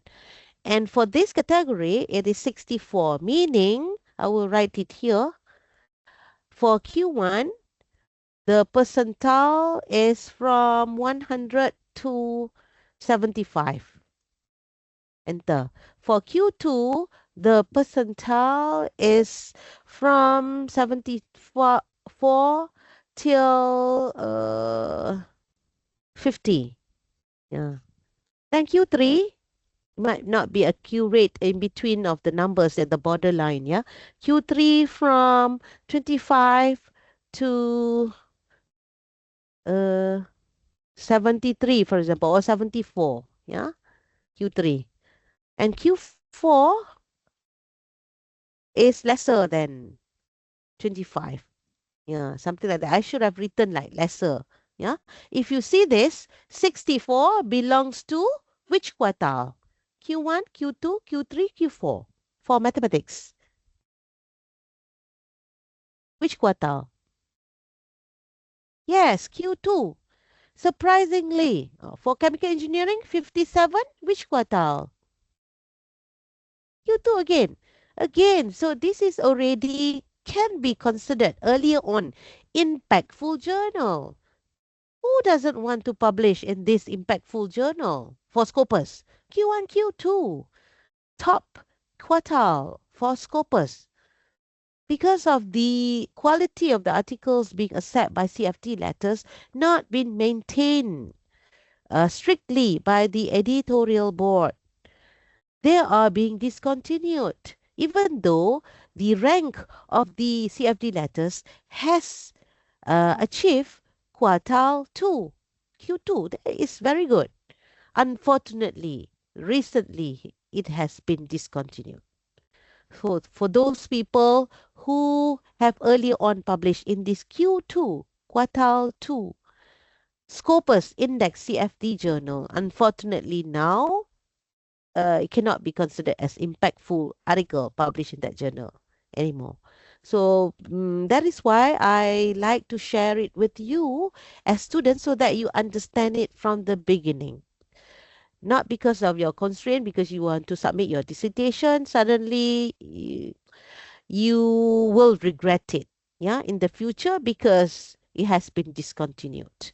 Yeah, so this is very important. So let us proceed with the next slide. So examples of outliers. So the reason for CFD letters, if I zoom it, this is where you can check yourself when you download the list of articles from Scopus, including the discontinued one. It says there, Semara Ilmu Publishing, the reasons for re-evaluation because of the outlier behavior. All of them, outlier behavior.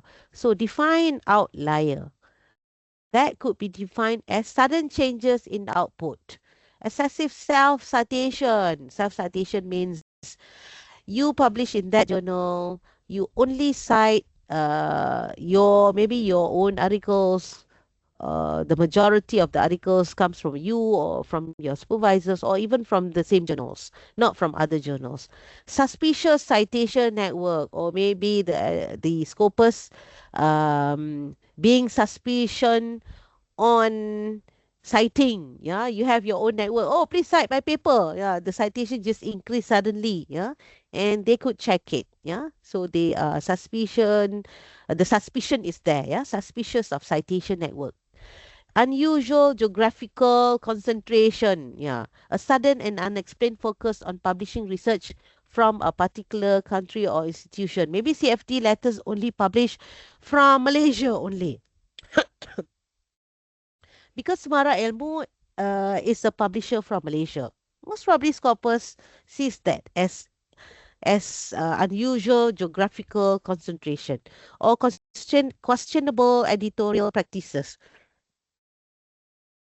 or maybe the editors are only from the same continent, only from Malaysia, only from certain countries. So this is also very, very important. This is not for you to actually change anything on the journal, but for you to uh, beware of. Yeah, you have to understand from the beginning and try to avoid if the criteria of the outliers behavior is already seen from your chosen journal.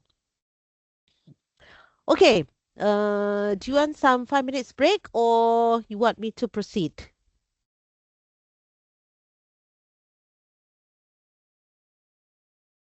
You can proceed, doctor. It's okay. Someone says can proceed. Mira says proceed. Alia says break. Since we have requests for break, so I will give you like 5 minutes break. Is that okay? Okay. Okay. See you. Wah, 10 minutes ah.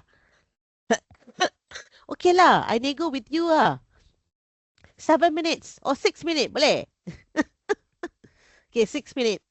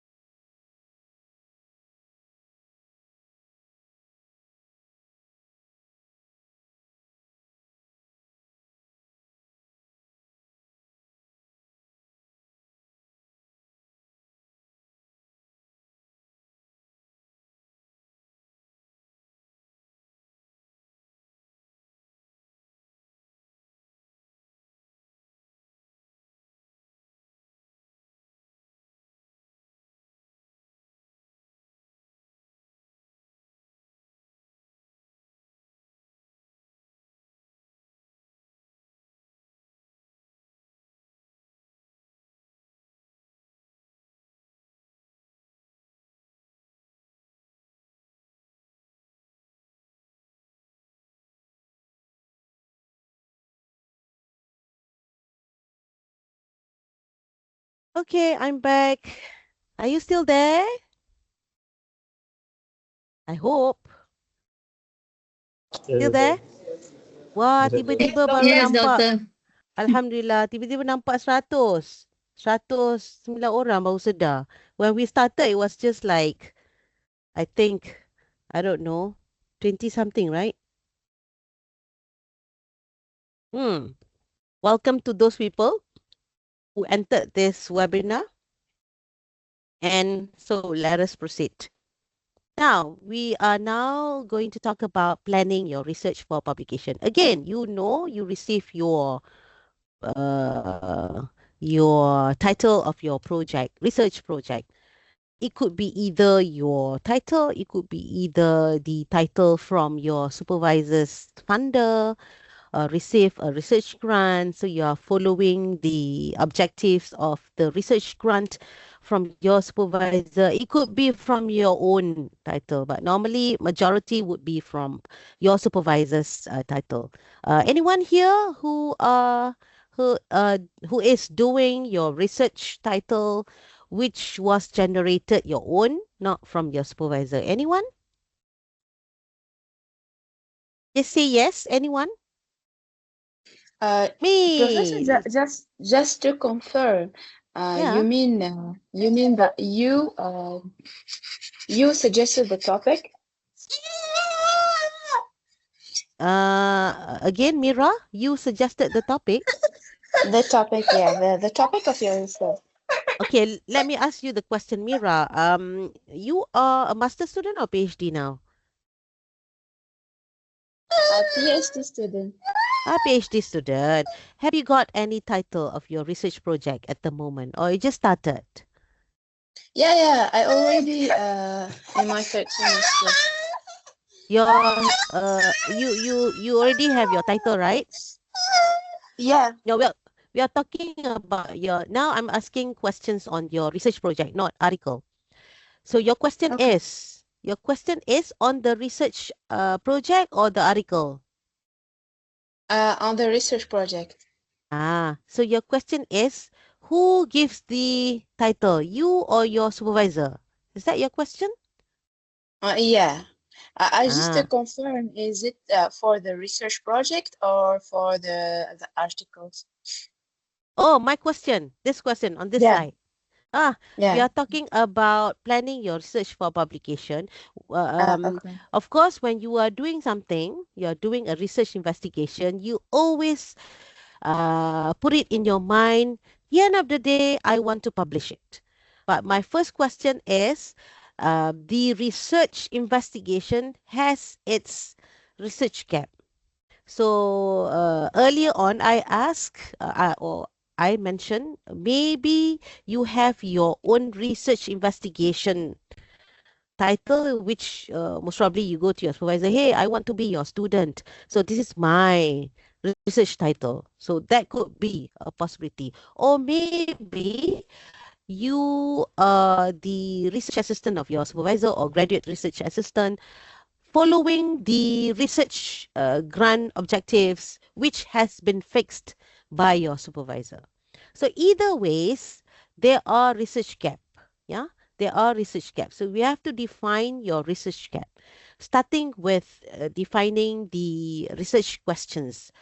Then, of course, when you do your research investigation, following your research project theme or whatever title or objective, you want to write a paper for publication. So again, writing that paper, finally, you have to know what that paper will convey. Which part of your research investigation is going to be published for that paper? Yeah, of course, there are some people writing the drafts for your article for publication can only focus on one draft, on one theme only. But maybe there are some people who can do multiple writing for this article, and that article at the same time. But please avoid it. Only focus for one article. So this is where the question, what will your paper convey? What is the take home message for your paper? Yeah, when I say paper now, it's the manuscript or the article. What is the right audience when you publish this article? Who will read your content of your article? Again, you may want to ask me, I use so many terms paper, manuscript, then article. What does it mean? If I say article, it refers to a written scholarly manuscript to be sent to journal. If you want to send it to conference proceeding, then you call it a proceeding. Some people, in a confused way, may say, I'm writing an article for a conference. Yeah, most probably. Most probably because they define it, the article is being arranged having the IMRAD standards. I will show that in the next slide. Yeah, having introduction, then problem methodology, results and discussion, and then conclusion. Yeah, so they say it's an article, but I send it to a conference. Finally, it is not being published in a journal, but it is published in a proceeding. Some people send a written manuscript to a conference, but you have to check whether the conference finally will publish your accepted manuscript to a journal or a proceeding. If the final outcome is proceeding, then your publication is a proceeding, not a journal. I think for requirement for submission of dissertation, it needs journal, right? Does it also receive proceeding? Anyone? Write it in chat. Does it The also receive requirement proceeding? is journal. Journal. So have to be careful if you send your manuscript to a conference. You have to know whether your manuscript is going to be, if it's accepted, is going to be published in a proceeding or a journal. So I think most of you already know. This is just to repeat. And again, if you choose journal, then what journal should I choose? Yeah. So these are the first thing that you may want to ask yourself, the gap of your research for your article. You're writing an article, you know the gap, then you do the research investigation in the lab, you plot your data, you start with the results first, you interpret your data, you discuss your data, then only you extend your methodology, abstract, literature review, and finally conclusion. Then do rechecking like multiple times with your co-authors, with your supervisor as the corresponding author. Then only you send. Yeah. Finally, you already know your take-home message. The audience who will in the future read your manuscript or article, published article, they understand what you are trying to convey. Of course, in your article, the manuscript itself has the literature reviews. Normally, in an article, they have a section says introduction. And that section, introduction section, is basically the literature reviews. You're talking about the research gap, you're talking about the problem statement, you're talking about your objectives, you're talking about other articles, views on your contents, and so on. Yeah. Then you may want to choose your study design. This is referring to your methodology, your data collection, your analysis so that the results will be robust, reproducible, and clearly interpretable. Yeah. Your plotted data has to be clearly interpretable in the forms of plots. Then, if the readers may want to repeat or redo it, the same thing at their own lab, your methodology has to be reproducible. The results has to be robust through analysis and robust data collection. And the study design would be your how you form your investigation in the lab. Either you use optimization tools or simply you set some list of experimental Q, yeah, experimental Q for a certain factor, the study of certain factor or influence. Then you want to ensure reproducible methods and ethical approval. This has been said earlier. You have to receive the ethics approval, reproducible methods, document your method. It has been said earlier, how you manage your data. Data carefully reproducible is a hallmark of good science and good writing, and avoid data manipulation. So again, this is a repetition of what we discussed earlier. Do not fabricate data, do not falsify data, do not also manipulate your data. It has to be solely from what you got from the lab. Yeah. If it's wrong, then you have to repeat it. If you think it's wrong, well, why suddenly the data is increasing through certain parameters, but at one point it decreases? It may not be um, because of the experimental error. It could be your PhD. It could be something new. Yeah, I always remember from my previous PhD supervisors. He told me, the supervisor, namely Professor Johann Books from Germany, he told me, Amazon. No, he didn't call me Amazon. He called me Mrs. Azizan. Yeah, my name Amazon Azizan. Mrs. Azizan. If you find anything which is very weird, um, that could be your PhD. Yeah. Maybe your prediction is with that influencer factor, the variables or data collection should increase. It is increasingly exponentially, nicely until it reaches certain point. It's suddenly decreasing nicely again. So you may wonder if it's my experimental error or if it's a new data. So what you could do is repeat the same experiment many times until you are confirmed there is nothing wrong with my experiment. There is no experimental error. It has been kept strictly, nicely, and according to the procedures, the safety and so on, but it still gives you the same data. So that could be your new findings. Yeah. Next thing ahead about authorship. This is has been earlier on discussed. The authorship conflict has should be discussed earlier on and discussed with your supervisor and agreed on who would be the co-authors, who would be the corresponding author, and so on. Informed consent, data sharing, ethics, conflict of interest has been discussed earlier on. Next, your manuscript has to be in a good structure, scholarly writing with a good style. So you have to read the journal requirements, the sections which are needed for that journal. But the common one is following the IMRAD, IMRAD format, having the introduction, methods, results, and discussion, and of course we have conclusion, we have references, so we have acknowledgement, but this is just the basic format. Yeah, so you have to read from the requirement, full requirement from the journals. What are the sections? Take note, some of the journals, they don't ask you to write the acknowledgement part.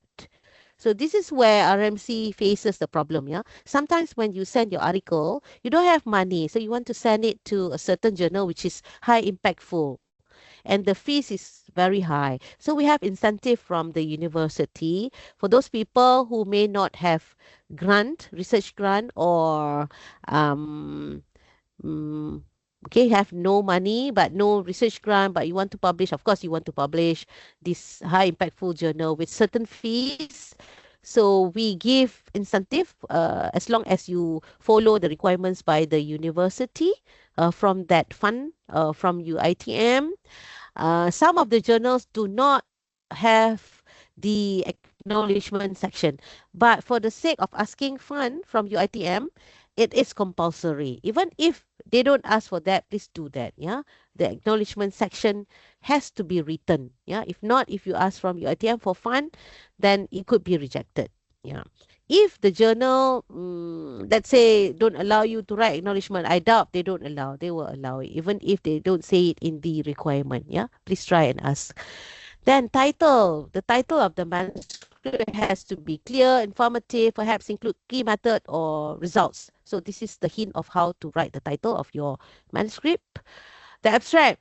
It has to. It often determines whether the editor or reviewer continues reading. So this is the first thing that the editors will read from your abstract. So your abstract should have introduction. Yeah, the abstract is normally very, very short, only one paragraph. Yeah, so from that short, concise paragraph, it should at least highlight the introduction of your title or your content of your manuscript. It should at least definitely highlight the problem statement, the purpose, the methods, the key results. Definitely, this is the main thing. The key results, discussion. I missed the discussion. The key results with discussion, a little bit of discussion or maybe summary, then conclusion. So that would be abstract. So short, less than 150 characters, it refers to title. Yeah, so this refers to title. Specific include who, what, where, when, emphasizing what's new. Yeah, so that could refers to the abstract as well. Or the title. The abstract, it often determines, this is again repeated, the editor will read this first and they will find all these items. If they are not available, maybe the abstract is not written clearly by the author. Then it has to be improvised, or maybe if you're unfortunate enough, it will be directly rejected. Yeah, we call it desk rejection. Then of course it has to have keywords. Then introduction, it should highlight the gap in knowledge, state what you did and why, assisted by concrete literature review, quoting previously published work. And normally when you present the literature review, you could write it in present tense, and you should explain the problem statement, posing a question. But normally when we write a content in a manuscript, we don't write it as a question. We make a statement, but it is referring to the problem statement, posing a question, but written professionally as a statement. Yeah, write the target and the objective or the hypothesis in your introduction. But for a manuscript, in the introduction section, it's actually the literature review itself. So make sure that you have all these highlighted items needed in your introduction section. For methodology, the written sentences to explain your methods has to be enough, uh, detail enough for reproducibility. I think I should retype this. Detail enough for reproducibility, clearly enough to be understood. And if you write your own methods, then it has to be written in past tense. Yeah. Normally, the methods or the methodology contains design, sampling, how you do sampling, how you do the design, which design or maybe fabricated tools or whatever equipment that you use, analysis, how you do the analysis, and the explain variables. Yeah, collected in the methodology. I forgot to write. When you write the equipment, you have to make sure that you have the information of the name of the equipment, the brand of the equipment, model of the equipment, and the country of origin of the equipment. I forgot to write it, so I will retype it in here so that when I share these slides to you, then it is complete. Yeah, please don't forget to do that, because normally when I review manuscripts from all over the world, some manuscripts, most of the manuscript, if it's sent to a high impact journal, they already know. They don't miss out giving the information about the equipment. Yeah, the major equipments. Yeah, but some of them, there are certain occasions they don't write completely the model, the country of origin, the name of the equipment in parentheses in the methodology. So normally I will give reviews so that the author will do corrections. Yeah, and the results should be ordered, should be written in a logical order, starting from figure 1, 2, 3. Then you have certain storyline. You don't jump from one figure to the last figure. Yeah, you make a very proper storyline, but as you go along, if you want to go back from the previous figure, then it's okay. Sometimes you may say refer to tables, and that table is written in the next coming pages. So that is also okay. But the most important thing is the storyline of your results presentation. Yeah, clear table, clear figure. Avoid interpretation here. If you are writing it in a section of results, if you are writing it in a section, namely results and discussion, so you may start to present the results, then you interpret the results accordingly in the same section. If the journal has two separate sections, results as one section, discussion as one section. So in results section, only present results, do not yet interpret, but you only interpret it in the different section, namely discussion. But normally majority of the journals, high impactful journal, they have it in one section, results and discussion. Okay, discussion. This is where you interpret your findings, summarize your main findings. Of course, you interpret, you discuss it. You have to compare it with the literature. So, which literature? The literature has to be already mentioned in your introduction. Yeah. Or maybe if it's not, then cite the literature in your discussion section or results discussion section, which relates to your prior work, or not your work, but previously published work in the same area or topic or focus. Discuss strength and limitation from your discussion. Suggest limitation of the findings. State other findings. Definitely, you have to state other findings related to your justified results or discussion. And finally, you may talk about the future work. And finally, according to IMBRAD format, the conclusion, so it's basically the brief take-home message or practical implication. Yeah, sometimes people get confused. They just repeat the whole thing again in your conclusion. Normally, people will write a future or practical implication or future recommendation, a little bit of summary of the whole message, results and discussion in conclusion. The only the major ones, but not repeating again and again, but in a shorter form in conclusion. Better to give the brief take-home message in conclusion. Because why I say this? Because when I read certain articles, because you have you have, let's say you have to read many articles for your literature review in your dissertation. So you have to choose whether you want to read this article or not. So the first thing you do is, of course, you read the title, then you read the abstract, and finally, you may want to read the conclusion. What is the take-home message? If it's relevant, if it's relevant, then you dig out more in the results discussion, whether the results are there, so that you could cite the results from the article in your dissertation. So conclusion is very important. Sometimes people just read the conclusion. Sometimes people just read the abstract to get the major summary of the article itself. Now, the manuscript has to be written in a clear, concise, active voice where appropriate, and sentences are manageably, the length is manageable. Yeah. If it's too long, you have to break it into 2 or 3 sentences. Straightforward sentences, you could polish it by using AI, but you have to start writing it yourself first. Then only you polish it by using the Grammarly or Quillboard or paraphrasing or whatever. Yeah. Then the reviewers or panels or evaluators normally will assess logic and flow based on IMRAT, introduction, methods, methodology, research, and discussion. So that's why it's very important. You have to write it concise, in a concise way, very clear, easily understandable, easily readable. And finally, those cited articles in your article has to be written or listed in references section. So use the correct style as suggested by the journal. So definitely you have to refer it to the requirements by the journal, which style that you have to write.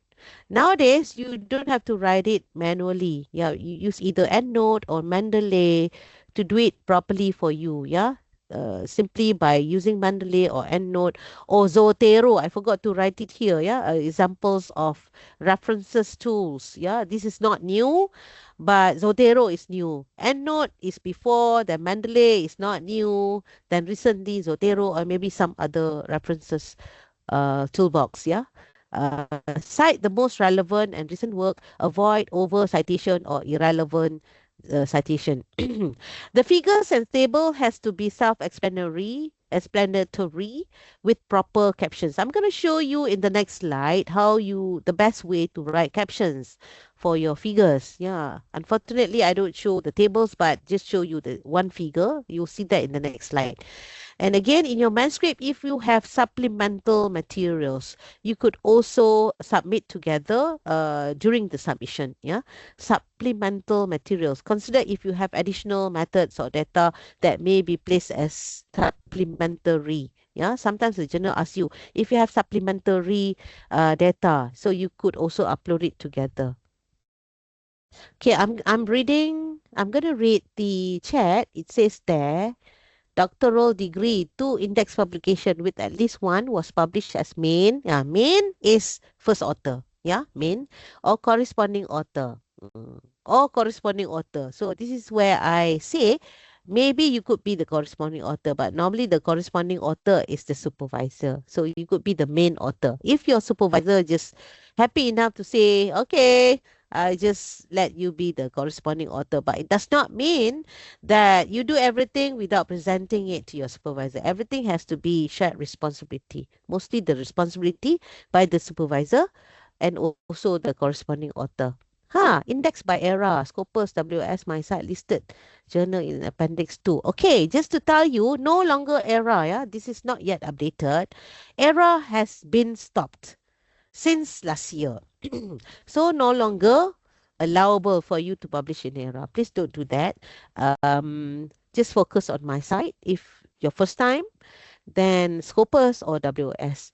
I'm gonna, yeah, maybe they have not updated it. No longer era. Actually, IPSis was the first department in UITM mentioning about no longer publishing in era. So please I'm going to ask IPSIS why you still have this quoted sentences index publication by era. So since you attend my webinar, please take note. Don't publish in era, only my site, WS and Scopus. Yeah. Once our manuscript published at Proceeding, can we supply same manuscript for other journal publication? Okay. This is what we say about publication ethics. You do not send the same manuscript to many places. I just mentioned to many journals because we are talking about high impactful journals or journals.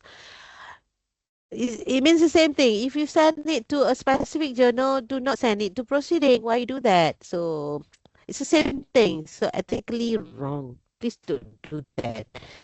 If you still send to Proceeding, you have to write a different theme, a different thing. Yeah. for that conference. So, can we please share an example of author's consent? Author's consent means it could be two ways. If your manuscript, you are the first author or corresponding author or the main author, then you have a list of co-authors. For example, co-author number one, number two, number three, number four. You write the whole thing. Definitely, your supervisor will read it as well. If your supervisor does not read, then it's wrong. Yeah, please let your supervisor read and give comments. Wait for the comments. Not only from the supervisor, you should also take the initiative to send it to all the co-authors. Ask for their emails. Send one email, CC to other co-authors. Send the email to your supervisor, ask them to read and give comments. Then later on, they can give comments either in your WhatsApp group or face-to-face meeting or whatever, or written form. So it's okay. So this is what we say, consent of your manuscript. They give comments, then you make corrections, they read again, then they say, yes, we agree of what you have written, what everyone agrees on based on the corrections given earlier by all the authors for that manuscript. Secondly, it could be if the manuscript citing an image or a content from other literatures, or normally image or whatever, figures, yeah, you don't want to change it, then you want to cite it in your article, then you have to go back to that journal, copyright, understanding the common creative copyright definition. uh, does it say that you have to cite it and mention the author, or ask approval from the journal or the author saying that I want to use your image from your published article? So this is again another author's consent, yeah. If the copyright is from the corresponding author from other articles, so you have to write an email and ask for the consent, saying or approval, saying that I want to use this image in my article. Please give me the consent. Yeah, that only happens if the article following certain copyright saying that you are required to inform or ask approval from the author or from the journal. If it's journal, send an email to the journal saying that I want to use this image from this article in your journal. If you get the approval, then only you can submit it to a new journal. But normally, that journal will also ask, where is the consent from the journal saying that you're using this image, for example. If it's not, then maybe the editorial board miss it, or the editorial board is not following the quality requirement of that article. Then uh, if they forget, don't ask it from you, please do that. Please take it as your common practice, yeah. Okay, because this is very important. As what I shared earlier, even the earlier Q2, CFD letters, Q2, Scopus also being discontinued suddenly last year because of the outliers behavior, because of the quality most probably. So we as the supplier of contents to the journal, we follow strictly the publication ethics, the integrity, so that if everyone does that, then the journal is safe, will not be penalized by Scopus or WOS. Supplementary. Consider if you have additional, then maybe place as supplementary. Okay, next. So this is where I want to show you with proper captions. So this is one of the figure. This is my figure from one of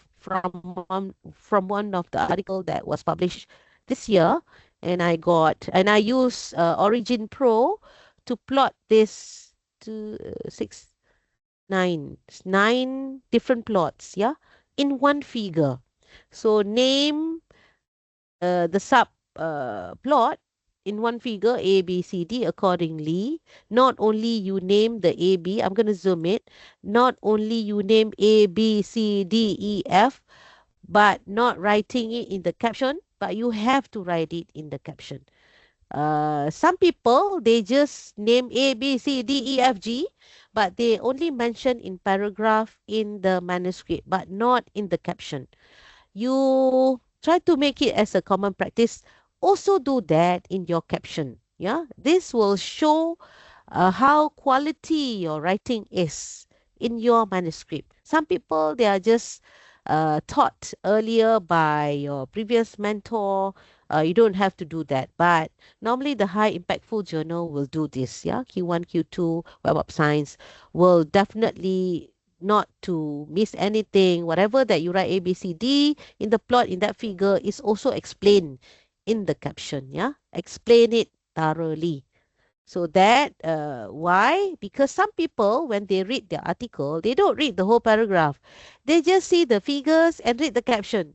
It's fair enough because they are intelligent enough to actually interpret that figure without reading the paragraph because they are in the same area. They read it, they know.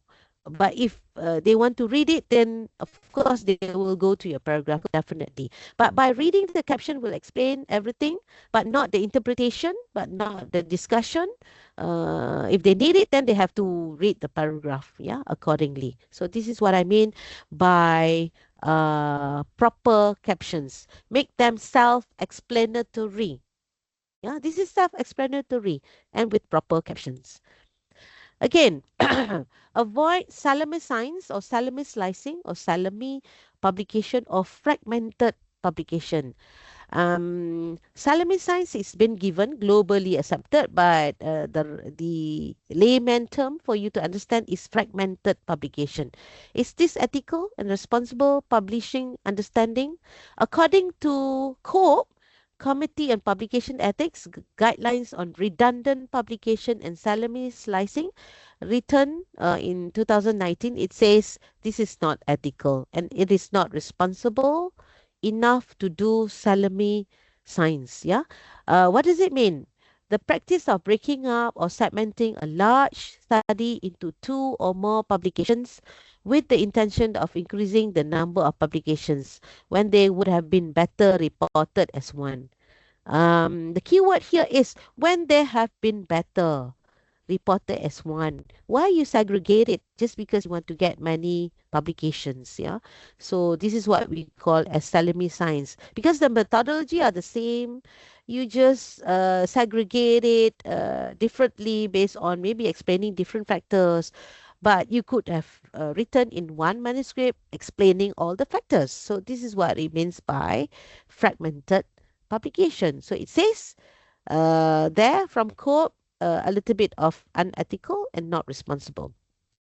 Also being cited or mentioned in this International Committee of Medical Journal Editors. So it recommends proper conduct, reporting, editing, and publication of scholarly work in medical journal to try to avoid salami science. Yeah. And of course, also being mentioned by Elsevier, author ethics, fragmentation of research into multiple papers is strongly discouraged. If you see this in this publisher Elsevier, they if you send still they will desktop rejection automatically. They will not consider it. Yeah. Also mentioned by Springer Nature editorial policy, authors must avoid artificial segmentation of research to maximize publication count. So this is not new. This is again about integrity and ethics in publication. Then we have a case study. I'm just going to show you some examples. Yeah, we have got two case study. Case study number one, Salami Science in Psychology Research.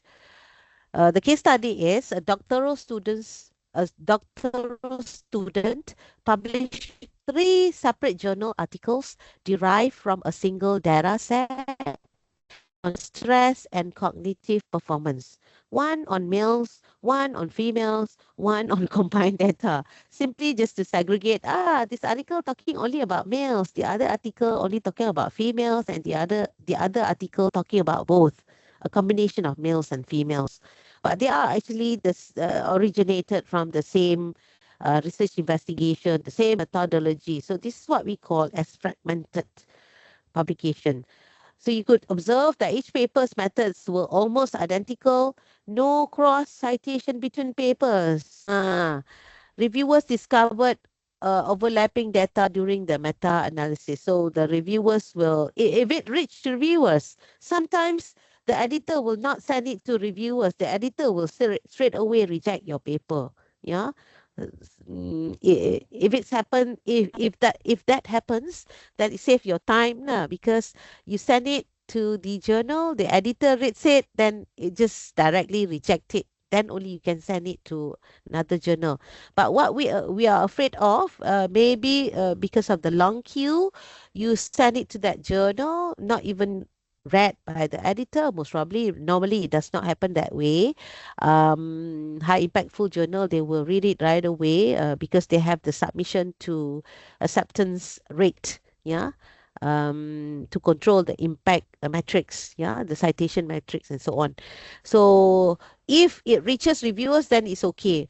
The editor doesn't say anything, but the reviewer says something. Yeah, it says that it has to be rejected. Then again, so it's a waste of your time. Yeah, waiting for the reviewer's comment simply to reject it. So make it a common practice. Don't do that. Outcome: the journal issued an expression of concern. So if it's published, then maybe they mislook it. Then suddenly they got complaints. Then they will issue an expression of concern. Then the student supervisor was formally cautioned. Yeah. Uh, Worst case scenario, it will be reported to the university. Then maybe penalty will be given according to that institution. So it depends. So try to avoid it. You don't want it to happen to you or even to your supervisor.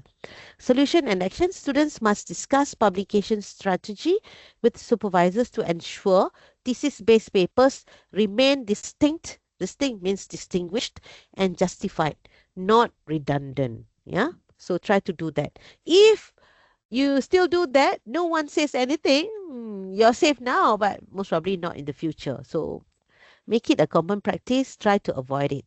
Yeah? Okay. Let us go to case study number 2.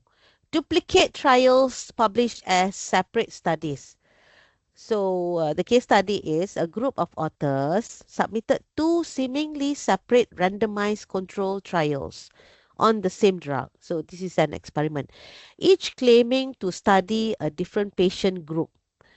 Upon editorial comparison, the data sets were identical.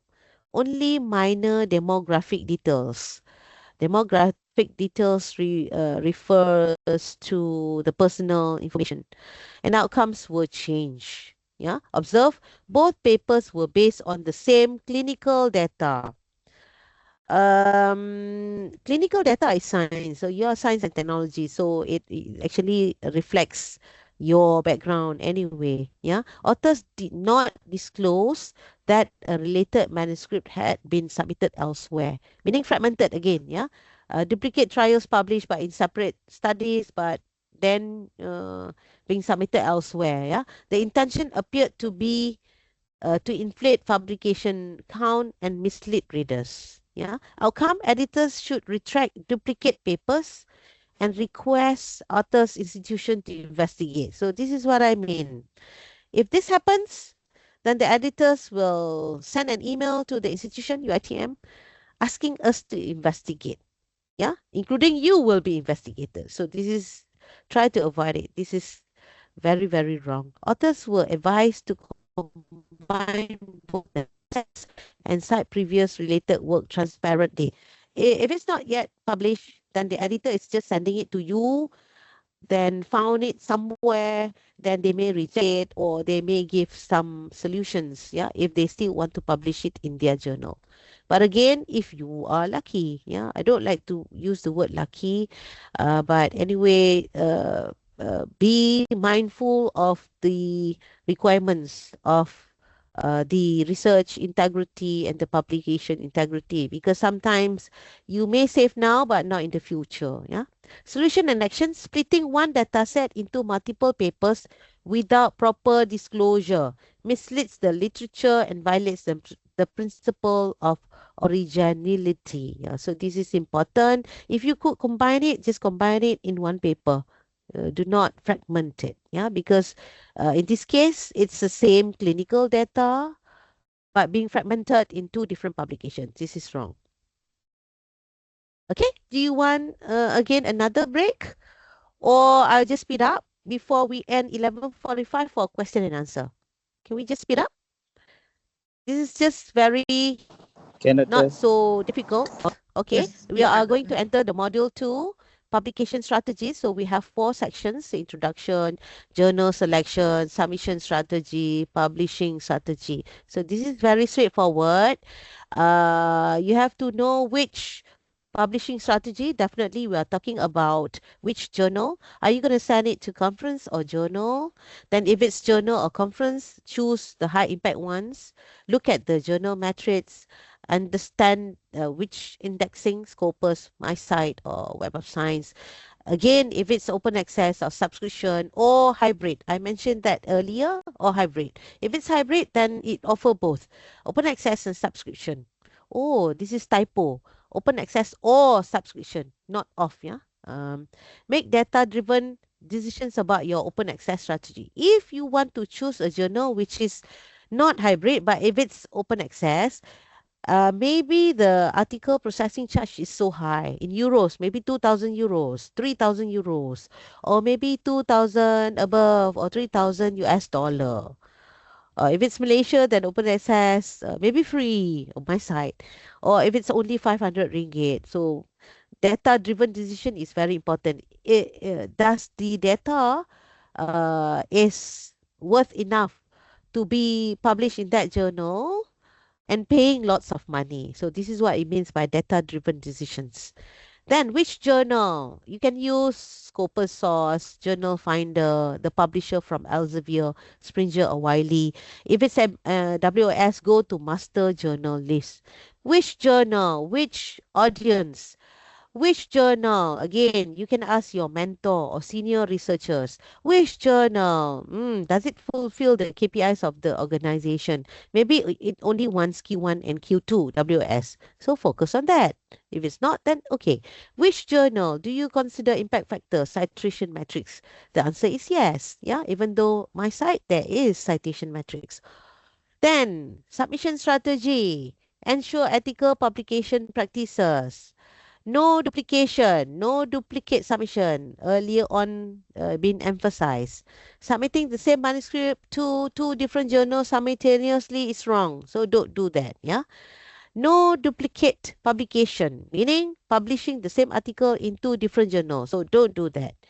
No predatory journal publishing. Yeah. Please look at which journal.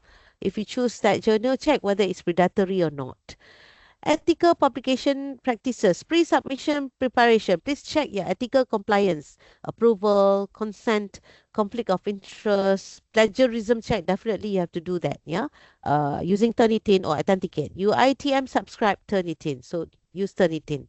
UITM does not subscribe Authenticate. Yeah. Then please check your language. Um, get feedback from your supervisors, definitely, and of course your co-authors before submission. Next, so these are the data being shared by Clarivate or Elsevier, yeah, under Scopus, Scopus in Elsevier, showing you the red plots are the predatory journals and quite significantly a few volumes there which are predatory in health, in math, physical, chemical sciences. Yeah, because we are science and technology, so they are predatory journals. So please check. Please check carefully whether it's predatory or not. Then retraction. So this is what I say. We don't want to have retraction. Even hearing that word, also you don't want. You have done it for a very long time. Research like 3 years, 4 years, 5 years, 2 years, 1 year. Publish it, writing it, multiple drafts in half year or 1 year. Then you send it, publish, happy. Then after 2, 3 years, retracted again. So it's a waste of time. Yeah. So retraction is increasingly significant, yeah, from conferences and journals articles. So a bumper year for retraction notices in 2023 have passed 10,000. Imagine, largely because of more than 8,000 retraction by Hindawi. Again, take note, using the government fund, there is rule saying that we are not allowed to publish in Hindawi, MDPI, and another one. Yeah, there is another one. If you want to use the government fund, the money from the government, then it is not allowed to publish. Your supervisor knows it. Yeah, just for your information, I just repeat it. Yeah. Then, when you want to submit, you have to prepare a strong cover letter. The cover letter is also a skill. Maybe this is your first time writing your cover letter to the publisher or to the journal editorial board. So it has to have these five elements: opening, relevance, novelty, compliance, and closing. So there are definitions there. Opening means simply just write, dear editor, blah, blah, blah, I'm submitting this manuscript, blah, blah, blah. Relevance, in your cover letter, in your letter, you're writing an official letter. State why the work fits the journal's aim and readership. When you choose your journal, you choose the journal which has the similar aims, not similar, relevant aims which are relevant to your contents of your manuscript. Yeah. So you state that in your cover letter. Highlight your key findings and contribution. That could be your novelty. Then state the confirmed ethical standards, originality, and no simultaneous submission. Simply state there in your cover letter, I do not submit it somewhere else. I just submit it to you, something like that. And the work is original, is not duplicating others, something like that. Then I follow the ethical standards in publishing, in research, investigation, and so on. Closing, suggest potential reviewers. Some journals, they don't require you to suggest potential reviewers. If the journal asks you to suggest potential reviewers, so you have to do that at least three. Yeah, provide contact details, name, the affiliation, and also the email. Those that is enough to be stated in your cover letter. Then when you write this, yeah, for these elements, pre-submission, peer review process, those are the steps, yeah, from the journal. The cover letter has to be written in a polite and professional way. Do not write it like an instruction letter. So you have to write it in a polite, professional way. Yeah. For pre-submission, this is where you read your guideline from that journal, check ethical compliance, prepare the cover letter, prepare your manuscript, figure, supplementary data if there exists. Use the journal portal. This is where you submit online.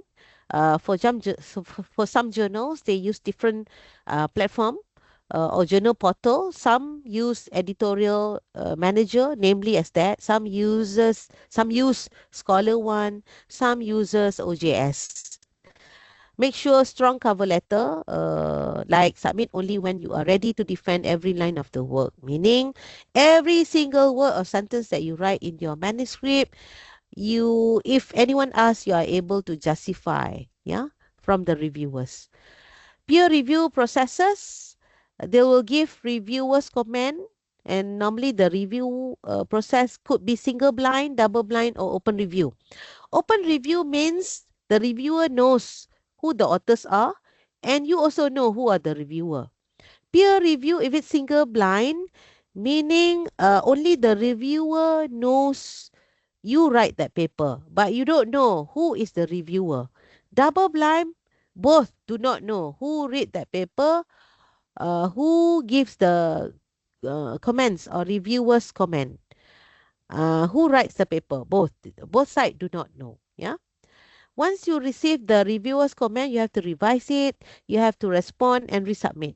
Respond to that reviewer's comment. You have to justify and answer the reviewer's comment. If you don't agree, then you have to justify why you don't agree. Write it in a polite way. If you agree, then say thank you. Thank you, I agree. So I have done the correction accordingly. It could be minor revision, it could be major revision. So it's good enough if you receive major revision, but it is still being asked for you to do the correction. But be careful. there are some occasions you receive major revision, you read the reviewer's comment, you answer accordingly, you try your best to answer and do the correction, but it still got rejection. Maybe because the editorial board or the reviewer still do not satisfy with your revision. So try to do it accordingly. Most of the time, say thank you, but just follow whatever revision that they ask. As long as it does not change the whole theory or fundamentals of your work. Yeah. Acceptance and proof. Once it is being accepted, then you will receive a proof for you to recheck everything, yeah, before final publication. Normally the time frame given for you is very short because the copy editor has checked, the section editor or the editor has checked, they agree, they accept it. Now they send it to copy editor to arrange it for publication. It's just your final step to reread and check whether there is spelling error or typo error somewhere. Yeah. No major rewriting. Yeah. It's just formatting. Then once everything is fulfilled, now it's ready for publication. Either it is being published as early proof or published right away with specific volume and issue. Yeah. Uh, then later you could yeah, at least actually the journal will send it to institutional repository of the journal, or sometimes maybe your institution want to send it, then it has to have agreement from the journal. Okay, next few question for publishing strategies. There are a few questions. Your strategy is, I look for government accredited journals. So simply refer to local citation. In this case, my site. I look for internationally recognized journal. So you go to Web of Science or Scopus. I want to publish in journals with high rank and prestige. So if you go to Web of Science, so you check the quartiles or the journal ranking or the journal citation report, that is JCR. I aim for journals that get cited very quickly. Then maybe the journal has information on immediacy index. This is not all journal has this immediacy index. If there is, then you know how fast your article could be cited. Yeah, sometimes it depends on your scope and area as well. Yeah, I want to publish in journals that get cited for a long time. So the information that you look for from that journal is cited half-life metric in JCR. Next, list of journals. You go to Web of Science, then go to downloads. There are many downloads there. For example, here, Science Citation Index. Use Science and Technology, download expanded SCIE, yeah, Science Citation Index for Web of Science. The rest would be social science. Then, if you read the journal citation reports, so actually it refers to activity, the reliability, transparency, or the impact views of that journal from that JCR reports. Then why you choose that journal in Web of Science? Because you rely on transparent, publisher neutral journal intelligence through journal citation reports. Then again, remember in the first few slides in the beginning, I talk about career progression. So when you start to publish, even though you are the main author, not the corresponding author, or even if you are the corresponding author, it is very important for you to have this ORCID number, yeah, ORCID. Yeah, just go to Google, then type in ORCID, then register your email. Yeah, register your email and get a certain number of your ORCID. Then put in the right profile, your first name, your family name, your affiliation, writing your ORCID from the beginning because you're publishing actively now. So don't wait till the last minute becoming a prominent researcher. Only you have your ORCID. So you should have the ORCID number from now on. Then, if you were to publish it as a review, don't misuse the bibliometrics uh, type of review article, yeah, because the nowadays lots of these bibliomatics, if you are unfortunate enough because you miss out certain ethics in publication like salami slicing, then it is going to be driven as a fraudulent behavior, yeah, inappropriate self citation, cursive citation, paper mills, predatory publisher, hijack journal. This is again not so many people notice. Some journals are being duplicated like scammer, not only for bank scammer but also for journal scammer. They hijack the journals, the same name, the same description, different website, a little bit of changes there is being hijacked. Yeah, most probably the ISSN could be written the same, but it's actually not the same. Yeah, be careful of that. Author marketplaces. Maybe you have some networking to bring together parties who are willing to pay for co-author. So maybe you want to have co-author from Indonesia, Brunei, America, Bangladesh, Pakistan, China, whatever countries, India, you just pay. I pay you 50 US dollar. Are you willing to become the co-author? If you receive that advertisement, so be careful.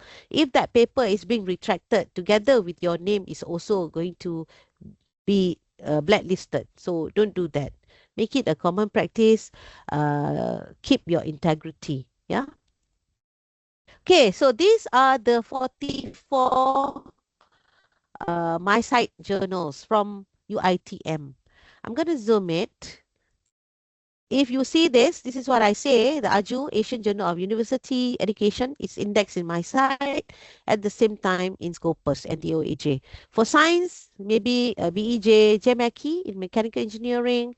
For science, it could be compendium of oral science. I'm not sure what background you are, but you can have a look at this list of journals. The publisher is UITM Press, University Technology Mara. We have our own publisher, yeah. So those are the listed 44 out of the 55 journals are already indexed in my site. The rest which are not written anything is not yet being published. So if you publish here, then it is not yet being published in whatever indexing platform. Okay, next, publishing strategy. You could also publish by using the fund by the Ministry of Higher Education and also UITM. We call it open access journal hybrid from Springer Nature. We started this week, not this week, sorry, this year. We got 19 slots, and so far, 16 has been approved. Yeah. Which paper? Only Q1, Q2 in Web of Science and open access. Only the hybrid journal following this criteria. For those people who cannot uh, read BM, Bahasa Malaysia, I will translate it here. Only for main author or only for corresponding author, yeah, corresponding author from UITM. If you are the corresponding author, you get acceptance in Q1, Q2 Web of Science, and suddenly the pop-up says, do you want to ask your TM whether we have fund for open access? Ah, reading open access, you're so happy because the fee for open access is so expensive. You just tick yes. But when Springer Nature send it to UITM, we check the article, the corresponding author is not the UITM staff. It's a student, so we reject it directly. Yeah, because the criteria says only the corresponding author. And it has to be hybrid journal in Springer Nature, only the Q1, Q2, Web of Science.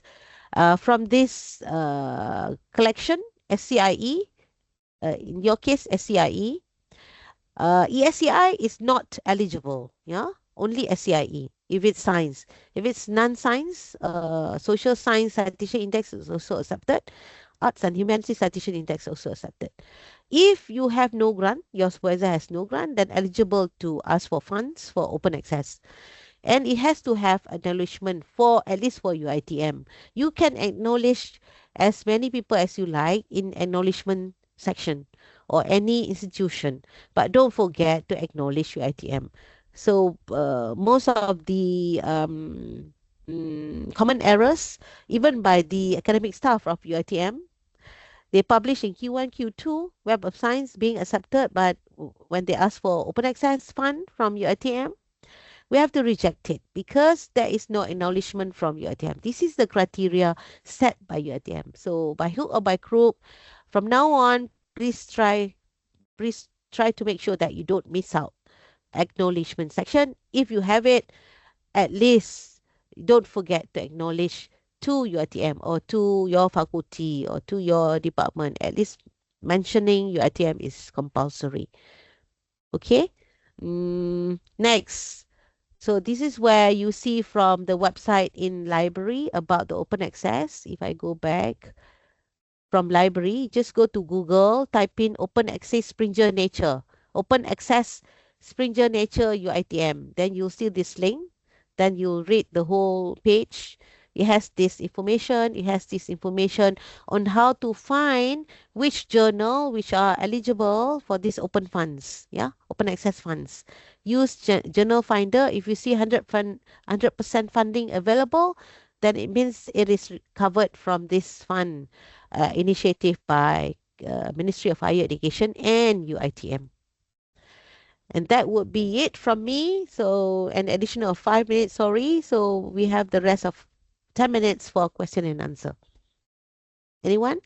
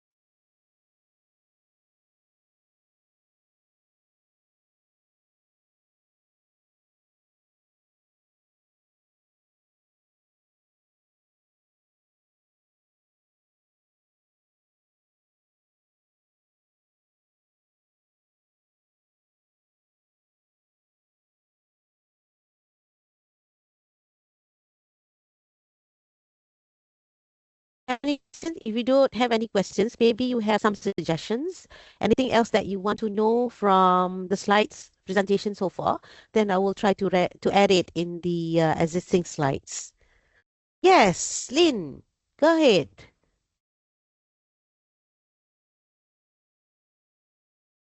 Where to find? Oh, doctor, I still struggle to see information about impact factor in Permata. You don't find the impact factor in Permata. Permata is just the name of the platforms developed by the library of your team. The impact factor, you have to go to Permata because it's to get the subscription eligibility, yeah, for UiTM, for Scopus and the Web of Science.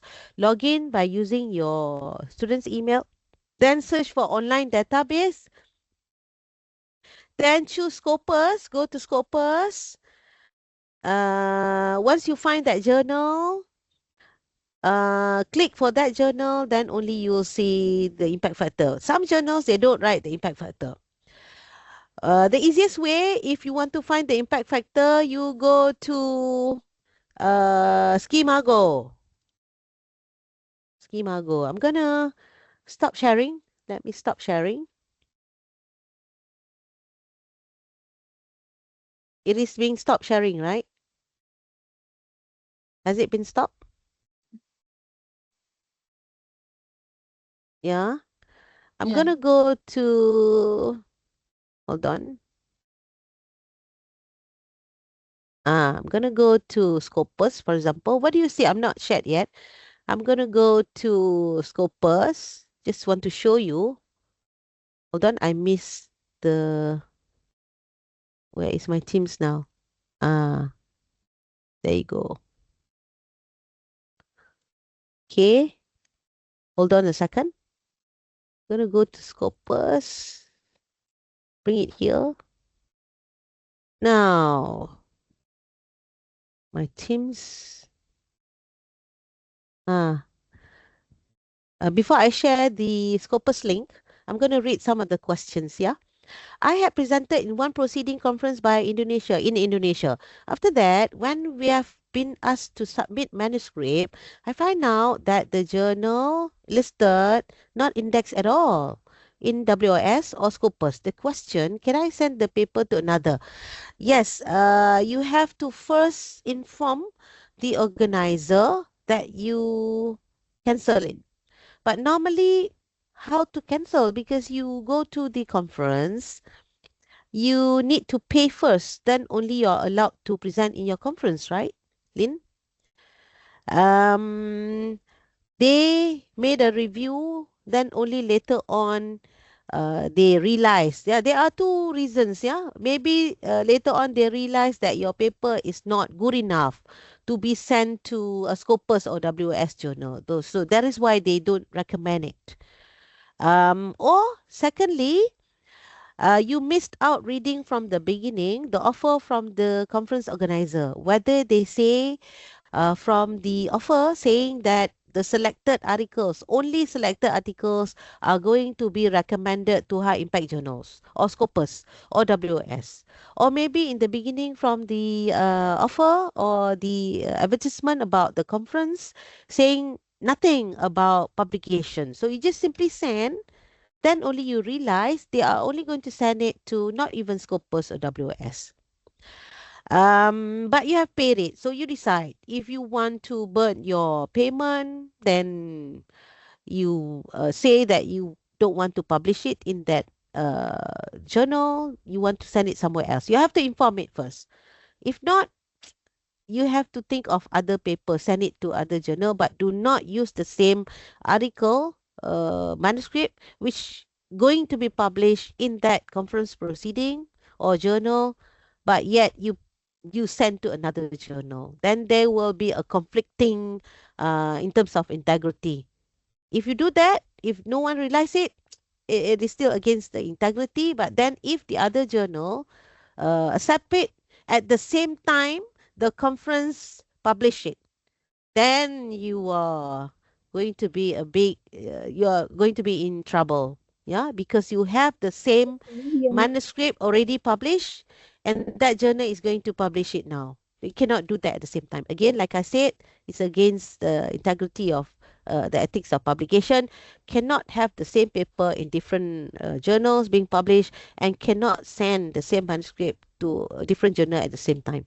Okay, secondly, I have one simple question. Is the proceeding published in conference can be used as criteria for UiTM thesis submission? I think we have asked that question earlier on. What is the requirement for thesis submission for UiTM? They only put the requirement as only journal. Unless if you send your manuscript to a conference, but the outcome from the conference for your manuscript is not published in proceeding, but it's going to be published in a Scopus journal. So this is very common nowadays. Yeah, people, organizer does conference, ask people to or invite people or offer people or you writers to submit papers, and they say from earlier on saying that good papers will be published in these journals or that journals, only selected accordingly in condition they follow the requirement from that particular journal. It's actually, for your information, according to Scopus and WS, if they see that statement from that conference proceeding saying that uh, all accepted papers will be published in Q1 Scopus journal. If Scopus finds that out, that journal will be in trouble because this organizer says that. It does not say as if it's a promise, confirm, publish. without following any procedures, the ethical procedures, following the reviewer's comment, the peer review, the revision, the correcting, the resubmission, and so on. Yeah, so that is also quite an issue there. Okay, do you have any other question? No. So I'm gonna Dr. share. Sorry, Doctor, Yes. can you hear me? Yes, I Okay, can hear regarding you, that, but I do not know who. Siapa? uh, Lynn just now asked question regarding I already present in the conference, proceed Okay. conference, okay, Mm, in Indonesia. So actually during mm, when we have been asked to submit the abstract only. So mm, after the conference, then only they asked us to submit the full manuscript. So mm, and then I did ask the secretariat the mm, listed of the journals, and then mm, they give me all the listed journals, and mm, I found out that none of the journals they give mm, under WOS or mm, indexed by WOS or Scopus. It's just mm, indexed by Indonesian only. So mm, after discussion with my supervisor, she said that don't give to that mm, conference because it's mm, wasted my paper because mm, it's I'm developing a module mm, actually, and then I mm, presented about it, and then mm, so that's why I'm asking you whether can mm. I publish to another journal. You can publish in another journal as long as it is not a duplication of what you sent to that conference in So it means that Indonesia. just change a little bit the title So, of because under I- Indonesia we just give if the you change abstract the only. title, if you change the title, oh, Indonesia is only abstract, not full manuscript. Yeah, abstract, not full. No full manuscript. Ah, They ask us the full manuscript mm, after that after is okay. presentation. It's Ah, not journal, it's just an abstract.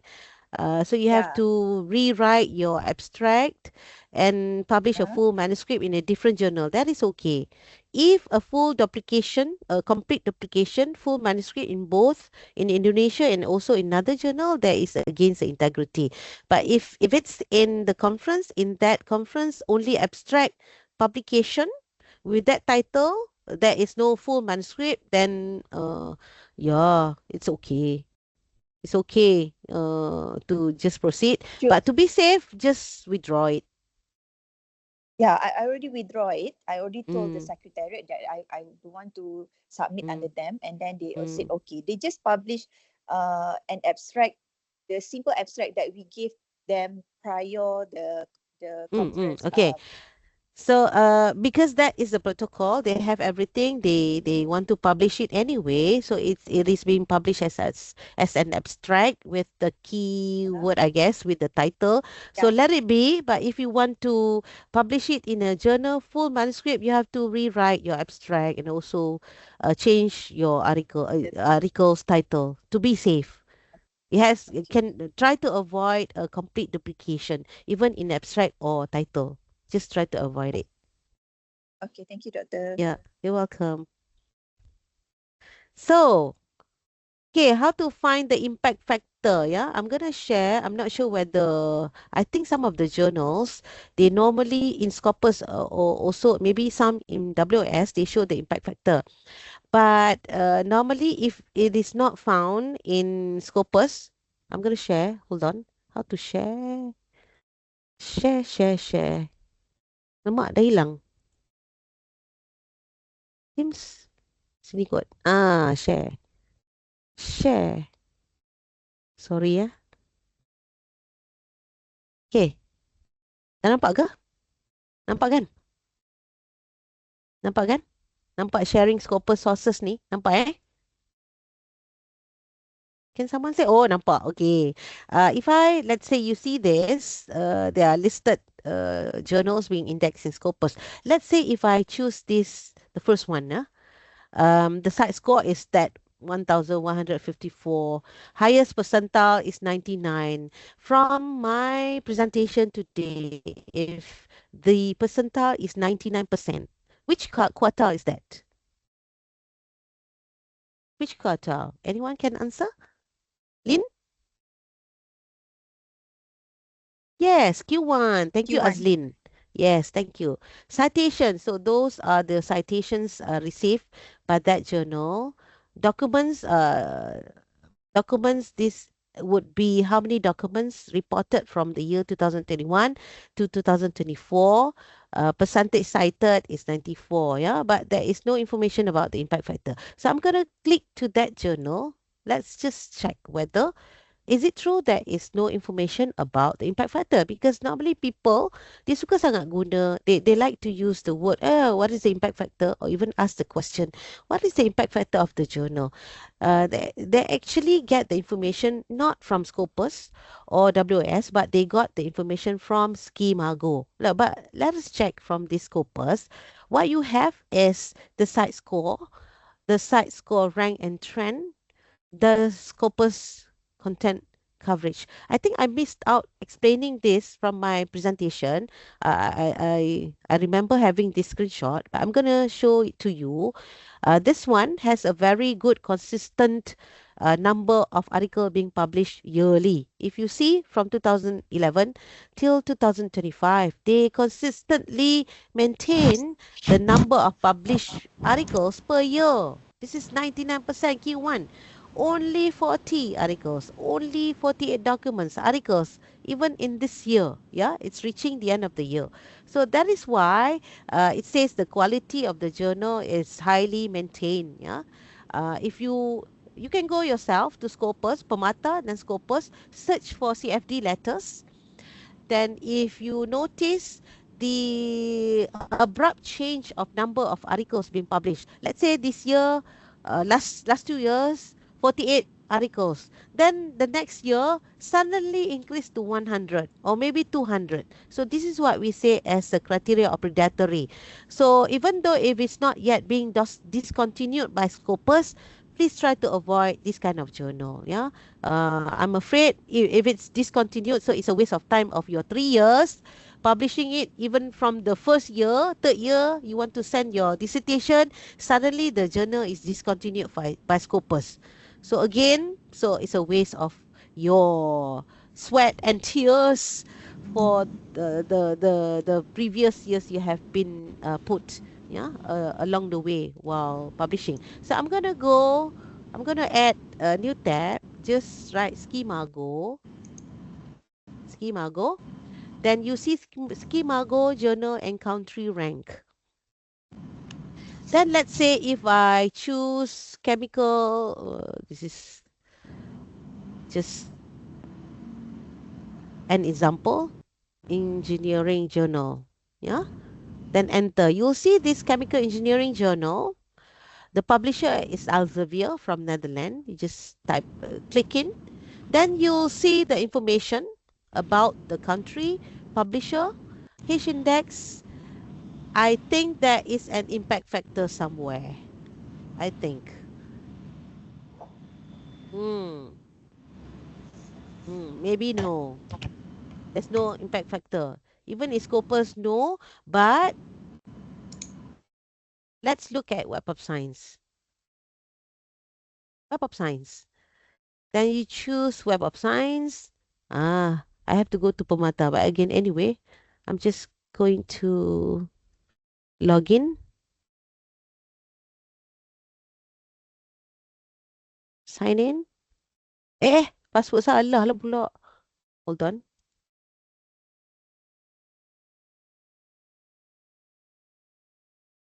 Okay. Hmm. You go to products, master, journalist.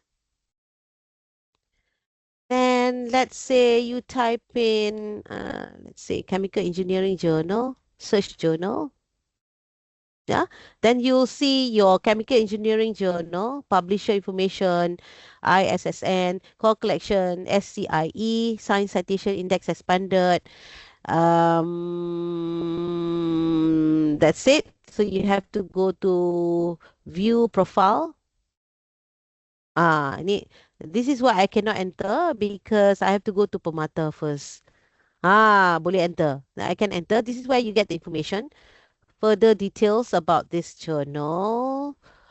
Publisher website, frequency. Then journal citation report, journal citation indicator. Hmm. Does not mention the impact factor. So that is why people always still say, like to put the impact factor as your benchmark. But even the indexing platform, they don't put the impact factor anywhere. Yeah. But if you Google for impact factor, you'll find the information. So I just wonder where the information is being reported from the indexing platform itself. Yeah. So please try to, I'm going to show another one. Let's say, I, I'm going to go back.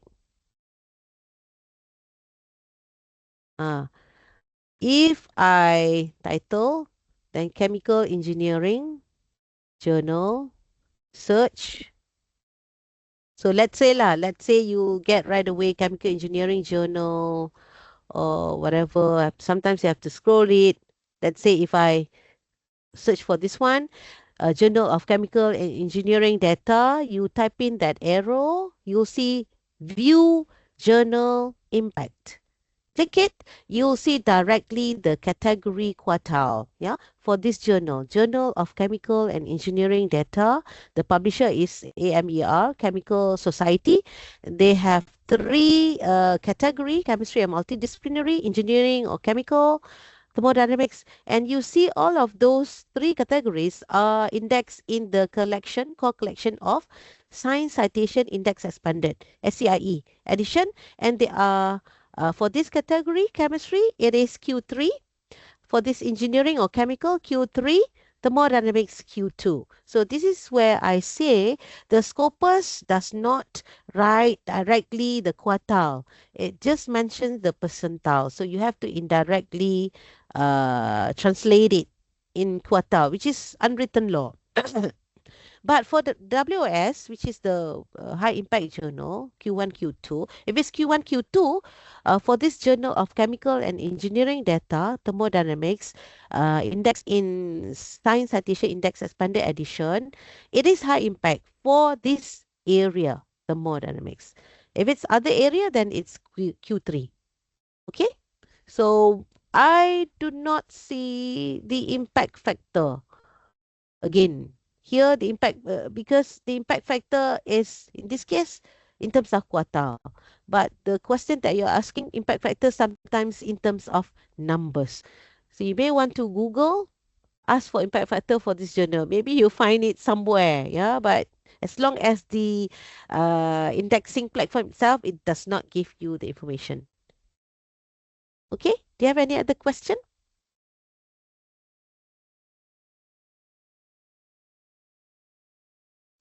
Okay. It says there. Q2 applicable for the doctor program. Oh, PhD. You mean PhD? Your PhD, at least two journals. It could be my side also. I think so. UITM.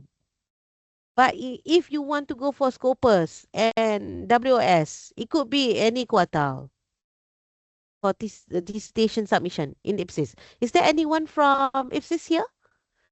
Doctor, can you please share link for predatory journals? Yeah, predatory journals. Yeah, you go to PETA. I'm gonna share again. Share. Go to google.com. Then PETA. PETA is UiTM, the library of UiTM. Libraries PETA. That's one way. Or then from this PETA, you could search for predatory list, or is there anywhere here? Or you could directly type in predatory list PETA UiTM. Then you'll see there predatory journal UiTM library. Okay, so this is where I showed in the slide the predatory journals. Yeah, either the checklist of choosing legitimate quality journals, discontinued sources, list of predatory journals. So you could go here. Yeah. Even though it is outdated, but use all the information that you learned from me today. Keep checking and check both in Scopus and also WS. Now, in Skimago, we can check. Skimago, I did open the Skimago just now, but if you find the impact factor numbers, then you can use that in Skimago. Okay, doctor, understand. Q3 is applicable for PhD, doctor. I think the requirement, is there anyone from IPSis here? I think from the requirement for UITM from the previous information, it says there degree, doctoral degree, 2 index publication with at least one was published as main first author or corresponding author. Index in Scopus WS my site. Yeah. I did mention do not publish in ERA because ERA has been closed down. Yeah. Now again, some more questions. Oh, to answer that, it says that any Scopus, WS, or my side. Yeah, if it's Scopus, it can be any Q. It's just your decision. Yeah, WS as well. Q3, Q4, Q1, Q2, as long as it's indexed in WS. Maybe not ESCI. I'm not sure. So if there's anyone from IPSIS here, I would be very happy.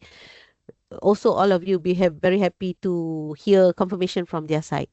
Okay, now, Raf, if we use a device in our project that does not have an approval certificate, will that affect our ability to publish the study? If you use a device in your methodology, you just write the methodology sentences. What I mean by equipment in writing the methodology is only the name of the equipment, in parenthesis, the model, the country of origin, and the brand. Yeah.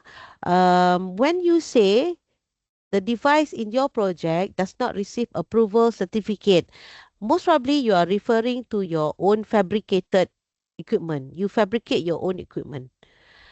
If the faculty buys the equipment from a supplier, it's a branded ones. So normally we will not allow to, if you are using the government's money, to buy any equipment without any approval. Yeah, approval normally from safety side and so on. Yeah, they cannot sell it if it's not being approved as safety and so on. I'm not sure what you mean by approval certificate here. But if you are mentioning about the one that I mentioned earlier on what you should put in parentheses, only the model, the country of origin, and also the brand.